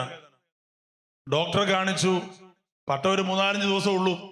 ഡോക്ടറെ കാണിച്ചു. ഡോക്ടർമാർ പറയാണ് ഇത് മാരകമായ ട്യൂമറാണ്. അവർ സ്കാൻ ചെയ്തിട്ട് പറഞ്ഞു മാരകമായ ട്യൂമറാണ്, എത്രയും പെട്ടെന്ന് ഓപ്പറേഷൻ നടത്തണം. അങ്ങനെ ഡോക്ടർമാർ ഓപ്പറേഷന് ഡേറ്റ് കൊടുത്തു. കറക്റ്റ് പട്ടത്തിന്റെ ദിവസം. അപ്പൊ അവര് പറഞ്ഞു അയ്യോ പട്ടാണ്. ഡോക്ടർമാർ പറഞ്ഞു എന്ത് പട്ടം? ഈ ഓപ്പറേഷൻ കാണാൻ വലിയ പട്ടം ഉണ്ടോ? അപ്പൊ അമ്മ പറയാണ് കഴിഞ്ഞ 10 വർഷക്കാലം ഞാൻ എൻ്റെ മോന്റെ പട്ടത്തിന് വേണ്ടിയാ കാത്തിരുന്നത്. എൻ്റെ മോന്റെ പട്ടം കഴിഞ്ഞിട്ട് എനിക്ക് എന്തു വന്നാലും കുഴപ്പമില്ല, ആദ്യം പട്ടം കഴിയട്ടെ എന്ന് ഈ അമ്മ പറഞ്ഞു. അങ്ങനെ പിറ്റേ ദിവസം 2, 3, 4, 5-ാം ദിവസം പട്ടാണ്. ഈ അമ്മ ക്യാൻസറാന്ന് അറിഞ്ഞു കഴിഞ്ഞാൽ പെട്ടെന്ന് ആളുകൾ ഇങ്ങനെ പെട്ടെന്ന് ഇതായി പോവുമല്ലോ. അമ്മ ആകെ ക്ഷീണിച്ചു. അങ്ങനെ പട്ടം കൊടുത്തു. മകൻ കുർബാന ചൊല്ലിക്കൊണ്ടിരിക്കുക. ഈ അമ്മേനെ ഈ ഫ്രണ്ടിൽ ഒരു കസേര ഇരുത്തിയിട്ടുണ്ട്. കാസയും പീലാസയും കൂടെ എടുത്തിട്ട് ഈ അച്ഛൻ ഇങ്ങനെ പുത്തനച്ഛൻ പ്രാർത്ഥിക്കുമ്പോൾ അച്ഛന്റെ 2 കണ്ണും നിറഞ്ഞൊഴുകുക. എന്റെ പട്ടത്തിന് വേണ്ടിയാണല്ലോ എന്റെ അമ്മയുടെ ഓപ്പറേഷൻ മാറ്റി വെക്കേണ്ട വന്നേന്ന് കരുതിയിട്ട് ഈ അച്ഛന്റെ 2 കണ്ണിൽ നിന്ന് കണ്ണീരൊഴുകുക. ആ സമയത്ത് അവിടെ ഇരുന്നിട്ട് ഈ അമ്മ പറയാ എന്റെ മോന്റെ കയ്യിലിരിക്കുന്ന ഈശോയെ. ഒറ്റ വിളി, കറണ്ട് അടിച്ച പോലെ എന്തോ ഒരു സംഭവം ഉണ്ടായി. അവര് പട്ടം കഴിഞ്ഞു, സ്കാൻ ചെയ്ത് നോക്കി. ഈ അമ്മയുടെ ശരീരത്തിൽ ട്യൂമർ ഇല്ല. എവിടെ പോയി? എന്റെ മോന്റെ കയ്യിലിരിക്കുന്ന യേശുവേ ഒരൊറ്റ വിളി വിളിച്ച സമയത്ത് ആ ട്യൂമർ ആരെടുത്തു മാറ്റി? അതാണ് വിശുദ്ധനായ ജെറോം പറയുന്നത്, പരിശുദ്ധാത്മാവിനെ ഉജ്ജ്വലിപ്പിക്കാൻ പരിശുദ്ധ കുർബാനയോളം ശക്തമായ മറ്റൊന്നും ഈ ലോകത്തിലില്ല. എന്നെ കേൾക്കുന്ന പ്രിയപ്പെട്ടവരെ, ഞാൻ തുടങ്ങിയ സ്ഥലത്തേക്ക് വരുവാണ്. നമ്മൾ നാളെ 15 നോയമ്പ് ആരംഭിക്കുകയാണ്. 15 നോയമ്പ് ആരംഭിക്കുക. കേൾക്കുന്നതിന്റെ പ്രിയപ്പെട്ടവരെ, നമ്മൾ പരിശുദ്ധ അമ്മയോടൊപ്പം ഈ 15 നോയമ്പ് എടുത്ത് നമ്മൾ പ്രാർത്ഥിക്കണം. നമ്മൾ ഇന്ന് ഈ വെള്ളിയാഴ്ച ഈ മഴയത്ത്, ഞാൻ ആമ്പല്ലൂർ എൻ്റെ വീട്, ഞാൻ ഈ ഗാവുൽത്ത വരുന്ന പകുതി സമയം മഴയായിരുന്നു. മഴയത്താ ഞാൻ വന്നേ. ഈ മഴയത്ത് നിങ്ങൾ ഇന്ന് ഇവിടെ വന്നിരിക്കുന്നെങ്കിൽ നിങ്ങളുടെ ഉള്ളിൽ അനേകം പ്രാർത്ഥനകളും നിയോഗങ്ങളും ഉണ്ടാകാം. അല്ലെങ്കിൽ മഴയത്ത് നമ്മൾ വേണ്ട അടുത്ത വെള്ളിയാഴ്ച ആക്കാൻ നോക്കി. നമുക്കത് പറ്റണില്ല. കാരണം എന്താ? അടുത്ത വെള്ളിയാഴ്ച ആട്ടെ എന്ന് മാറ്റി വയ്ക്കാൻ നമുക്ക് പറ്റണില്ല. ഒരു പ്രശ്നം ഇല്ലാത്തൊരു ചിലപ്പോൾ തീരുമാനിക്കും എന്നാ അടുത്ത വെള്ളിയാഴ്ച പോയേക്കാം എന്ന് തീരുമാനിക്കാം. പക്ഷെ നമ്മുടെ പ്രശ്നമാണോ? കർത്താവല്ലാതെ നമ്മുടെ പ്രശ്നത്തിന് മറ്റൊരു ഉത്തരവും ഇല്ലാത്തത് കൊണ്ടാ നമ്മൾ ഈ മഴയാണെങ്കിലും പേടില്ല എന്ന് കരുതി വന്നത്. അതുകൊണ്ട് ഈ 15 നോയമ്പ് പരിശുദ്ധ അമ്മയോടൊപ്പം ഞാൻ നിങ്ങളോടൊരു കാര്യം പറയാണ്. ഈ സ്റ്റേജിൽ കരുത് പറയാൻ പറ്റിയ കാര്യമൊന്നും എനിക്കറിയില്ല. ഞാൻ ഈ 15 ദിവസവും ഉപവാസം എടുത്ത് പ്രാർത്ഥിക്കാൻ ആഗ്രഹിക്കുന്ന ഒരാളാണ്. പരിശുദ്ധ അമ്മ, ഞാൻ എല്ലാ 15 നോയമ്പ് കൃത്യമായിട്ട് എടുക്കുന്ന ഒരാളാണ്. ഈ 15 ദിവസവും പറ്റുമെങ്കിൽ ഉപവാസം എടുത്ത് പ്രാർത്ഥിക്കണം എന്ന് ആഗ്രഹിക്കുന്ന ഒരാളാണ് ഞാൻ. പറയുന്നത് നിങ്ങൾ വയസ്സായവരൊന്നും എല്ലാ ഉപവാസം എടുക്കണമെന്നൊന്നും അല്ല ഞാൻ പറഞ്ഞത്. എന്തെങ്കിലും ഒരു ചെറിയ ത്യാഗം എടുത്ത് ഈ 15 ദിവസം നിങ്ങൾ പരിശുദ്ധ അമ്മയോട് പ്രാർത്ഥിക്കുമ്പോൾ ഞാൻ ആദ്യം പറഞ്ഞു, ഈശോ തന്നെ സ്നേഹിക്കുന്നവർക്ക് മാത്രം നൽകുന്ന 2 സമ്മാനാണ്. ഒന്ന് പരിശുദ്ധാത്മാവും, രണ്ട് പരിശുദ്ധ അമ്മയും. ഈശോതെ അതുകൊണ്ടാണ് ആംഗ്ലിക്കൻ സഭയുടെ പുരോഹിതനായിരുന്ന ഒരച്ഛന്റെ പേരാണ് കാർഡിനൽ ന്യൂമാൻ. ഈ ആംഗ്ലിക്കൻ സഭയുടെ പുരോഹിതനായ ഈ കാർഡിനൽ ന്യൂമാന്റെ ദേവാലയത്തിൽ നിന്ന് ഇദ്ദേഹം നോക്കുമ്പോൾ തൊട്ടടുത്തുള്ള കത്തോലിക്ക ദേവാലയത്തില് അനേകം മനുഷ്യർ കുർബാനയ്ക്കും കുമ്പസാരത്തിനൊക്കെ വരുക. എന്നിട്ട് അവരുടെ ജീവിതത്തിൽ കാണുന്ന മാറ്റം, കുമ്പസാരിച്ചു പോകുന്ന ആളുകളുടെ മുഖത്ത് കാണുന്ന പ്രകാശം, കാർഡിനൽ ന്യൂമാനെ കത്തോലിക്ക സഭയെ കുറിച്ച് പഠിക്കാൻ തീരുമാനിച്ചു. അങ്ങനെ കത്തോലിക്ക സഭയെ കുറിച്ച് കാർഡിനൽ ന്യൂമാൻ പഠിച്ചു കഴിഞ്ഞപ്പോൾ ഈ കാർഡിനൽ ന്യൂമാൻ ഒരു കാര്യം മനസ്സിലായി. കത്തോലിക്ക സഭയുടെ ശക്തി എന്ന് പറയുന്നത് കൂദാശകളാണ്. എന്നാൽ അതുപോലെ പ്രധാനപ്പെട്ട ഒരു ശക്തി കത്തോലിക്ക സഭയ്ക്കുണ്ട്, അത് മറ്റു സഭകൾക്കില്ല. അതേതാ ശക്തി? പരിശുദ്ധ അമ്മയുടെ സാന്നിധ്യം. അത് മറ്റ് കർത്താവിന്റെ പേരിൽ 10-25,000 സഭയുണ്ട്, 10-25,000 സഭയുണ്ട് കർത്താവിന്റെ പേരില്. പക്ഷേ മറ്റ് സഭകളിൽ എന്തില്ല? പരിശുദ്ധ അമ്മയില്ല. എന്നിട്ട് കാർഡിനൽ ന്യൂമാൻ ആംഗ്ലിക്കൻ സഭയിൽ നിന്ന് കത്തോലിക്ക സഭയിലേക്ക് പോരുമ്പോൾ കാർഡിനൽ ന്യൂമാൻ പറയാണ്, അമ്മയില്ലാത്ത കുടുംബത്തിൽ നിന്ന് അമ്മയുള്ള കുടുംബത്തിലേക്ക് ഞാൻ പോവാ. അമ്മയില്ലാത്ത കുടുംബത്തിൽ നിന്ന് അമ്മയുള്ള കുടുംബത്തിലേക്ക് ഞാൻ പോവാ. നമ്മുടെ കുടുംബത്തിന്റെ പ്രത്യേകത എന്താ? നമ്മുടെ കുടുംബത്തിന്റെ പ്രത്യേകത എന്താ? അവിടെ അമ്മയുണ്ട്. ഇത് അമ്മയുള്ള കുടുംബമാണ്. അതുകൊണ്ടാണ് വിശുദ്ധനായ അംബ്രോസ് പറയാണ്, ദൈവാനുഗ്രഹത്തിന്റെ വിതരണക്കാരിയായി ദൈവം മാതാവിനെ നിയമിച്ചിരിക്കുന്നു. ദൈവാനുഗ്രഹത്തിന്റെ വിതരണക്കാരിയായി ദൈവം ആരെ നിയമിച്ചിരിക്കുന്നു? ആരെ നിയമിച്ചിരിക്കുന്നു? കുതിരേസ്യ പുണ്യമതി ഒരിക്കൽ പരിശുദ്ധ അമ്മയോട് പറഞ്ഞു, പരിശുദ്ധ അമ്മേ, നീയാണ് ലോകത്തിലെ ഏറ്റവും ഭാഗ്യവതിയായ സ്ത്രീ. പക്ഷെ നിന്നേക്കാൾ ഭാഗ്യവതി ഞാനാ. എനിക്കുള്ളതുപോലെ സ്നേഹമുള്ള ഒരു അമ്മ നിനക്കില്ലല്ലോ. ഏതായിരിക്കാം കുതിരേസിന് സ്നേഹമുള്ള അമ്മ? ഏതാ കുതിരേസിന് സ്നേഹമുള്ള അമ്മ? പരിശുദ്ധ അമ്മ. അത്രയും സ്നേഹമുള്ള അമ്മ ആർക്കില്ല? അത്രയും സ്നേഹമുള്ള അമ്മ ഈ പരിശുദ്ധ അമ്മയ്ക്ക് എത്ര സ്നേഹമുള്ള അമ്മയുണ്ടോ? ഈ പരിശുദ്ധ അമ്മേനെ പോലെ ഒരമ്മ പരിശുദ്ധ അമ്മയ്ക്കുണ്ടോ? അതാണ് ഉദ്ദേശിച്ചത്. പരിശുദ്ധ അമ്മേ, നീ ലോകത്തിലെ ഏറ്റവും ഭാഗ്യവതിയായ സ്ത്രീയാ, പക്ഷെ നിന്നേക്കാൾ ഭാഗ്യവതി ഞാനാ. എനിക്കുള്ളത് പോലെ സ്നേഹമുള്ള ഒരു അമ്മ നിനക്കില്ലല്ലോ. ഗബ്രിയേൽ പൊസേത്തി എന്ന് പറയുന്ന ഒരു വിശുദ്ധനോട് പരിശുദ്ധമ്മ പറയാണ്, ലോകത്തെ നശിപ്പിക്കാൻ ആഗ്രഹിക്കുന്ന സാത്താനെ ജപമാലയാകുന്ന ചരടിൽ ഞാൻ ബന്ധിക്കും. ഈ ഗബ്രിയേൽ പൊസേത്തി എന്ന് പറയുന്ന വിശുദ്ധനോട് പരിശുദ്ധം പറയാണ്, ലോകത്തെ നശിപ്പിക്കാൻ ആഗ്രഹിക്കുന്ന സാത്താനെ എന്ത് ചെയ്യും? ജപമാലയാകുന്ന ചരടിൽ ഞാൻ ബന്ധിക്കും. അതുകൊണ്ട് ഒരേ സമയത്ത് ഒരാഭരണവും ഒരായുധവുമാണെന്ന് പറയുന്നു. എന്ത്? നൈജീരിയയിലെ കത്തോലിക്ക സഭ ഒരു തീവ്രവാദി സംഘടനയാൽ പീഡിപ്പിക്കപ്പെടുകയാണ്. പള്ളിക്ക് തീ വെക്കുന്നു, അച്ഛന്മാരെ കൊന്നുകളയുന്നു, സ്ത്രീകളെ പിടിച്ചോണ്ട് പോകുന്നു, കുട്ടികളെ പിടിച്ചോണ്ട് പോകുന്നു. കത്തോലിക്ക സഭയ്ക്ക് മുന്നോട്ട് പോകാൻ യാതൊരു മാർഗവും ഇല്ല.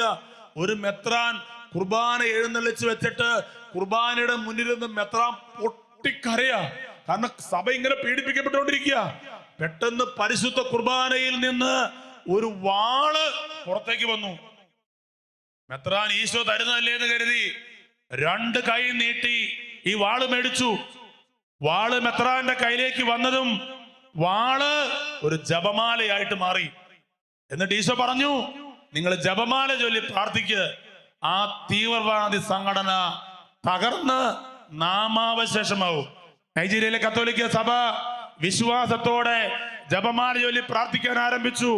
ആ തീവ്രവാദി സംഘടന തകർന്ന് നാമാവശേഷമായി. നമ്മുടെ മുന്നിലും അവസരം വന്നിരിക്കുകയാണ്. നാളെ മുതൽ 15 ദിവസം, 5 ദിവസം മാത്രമല്ല കേട്ടോ, 15 ദിവസം നമ്മൾ എന്ത് ചെയ്യണം? ജപമാലയുടെ എണ്ണം കൂട്ടണം. എന്നിട്ട് പരിശുദ്ധ അമ്മയുടെ മുന്നിൽ, പരിശുദ്ധ അമ്മ വഴി നിങ്ങളുടെ കുടുംബങ്ങളെ, നിങ്ങളുടെ മക്കളെ, നിങ്ങളുടെ പ്രിയപ്പെട്ടവരെ, നിങ്ങളുടെ കുടുംബത്തിന്റെ അനേക ആവശ്യങ്ങള് ഈ 15 ദിവസം നമ്മള് മാതാവിന്റെ സന്നദ്ധിയിൽ സമർപ്പിച്ച്, ഈ മാസം കഴിഞ്ഞ അടുത്ത മാസം മാതാവിന്റെ മറ്റൊരു നോയമ്പുണ്ട്. ഏതാണ്? അത് 8 നോമ്പാണ്. ഞാനൊരു ചെറിയ തീരുമാനം എടുത്തിട്ടുണ്ട്. പറ്റുമെങ്കിൽ ഇനി സെപ്റ്റംബർ 8-ാം തീയതിയെ ഇറച്ചിയും മീനും കഴിക്കുള്ളൂ. ഞാൻ ചെറിയ തീരുമാനം എടുത്തേക്കാണ്. ഇന്ന് മുതൽ 40 ദിവസമുണ്ട്. ഇന്ന് വെള്ളിയാഴ്ച എന്താണ് നമ്മൾ ഇറച്ചി മീനും കഴിക്കാറില്ലല്ലോ. ഇന്ന് മുതൽ 40 ദിവസമുണ്ട്. ഞാൻ എടുത്തേക്കുന്ന ഒരു തീരുമാനമാണ്. ഈ 40 ദിവസം ഇറച്ചി മീനും മാറ്റി വെച്ചിട്ട് പരിശുദ്ധ അമ്മയോടൊപ്പം പ്രാർത്ഥിക്കുക. എന്താണേലും 15 ദിവസം ഇതുണ്ട്, പിന്നെ 8 ദിവസം 8 നോമ്പുണ്ട്, പിന്നെ ഒരു 17 ദിവസം നോക്കിയാൽ മതിയല്ലോ. ഇപ്പൊ എത്ര ദിവസമായി? ഓർമ്മ ഇന്ന് ഓൾറെഡി വെള്ളിയാഴ്ച കഴിഞ്ഞു. അപ്പൊ ഞാൻ തീരുമാനിച്ചേക്കാണ്, നിങ്ങൾക്ക് വേണമെങ്കിൽ ചെയ്യാട്ടോ, ഞാൻ പറയുന്നില്ല. എങ്കിലും ഒരു 15 ദിവസം നിങ്ങൾ ജപമാലയുടെ എണ്ണം കൂട്ടുക. നിങ്ങളുടെ ജീവിതത്തിൽ അത്ഭുതങ്ങൾ സംഭവിക്കും, ഉറപ്പാണ്. നമുക്ക് ചാടി എഴുന്നേൽക്കാം, പ്രാർത്ഥിച്ച് അവസാനിപ്പിക്കും.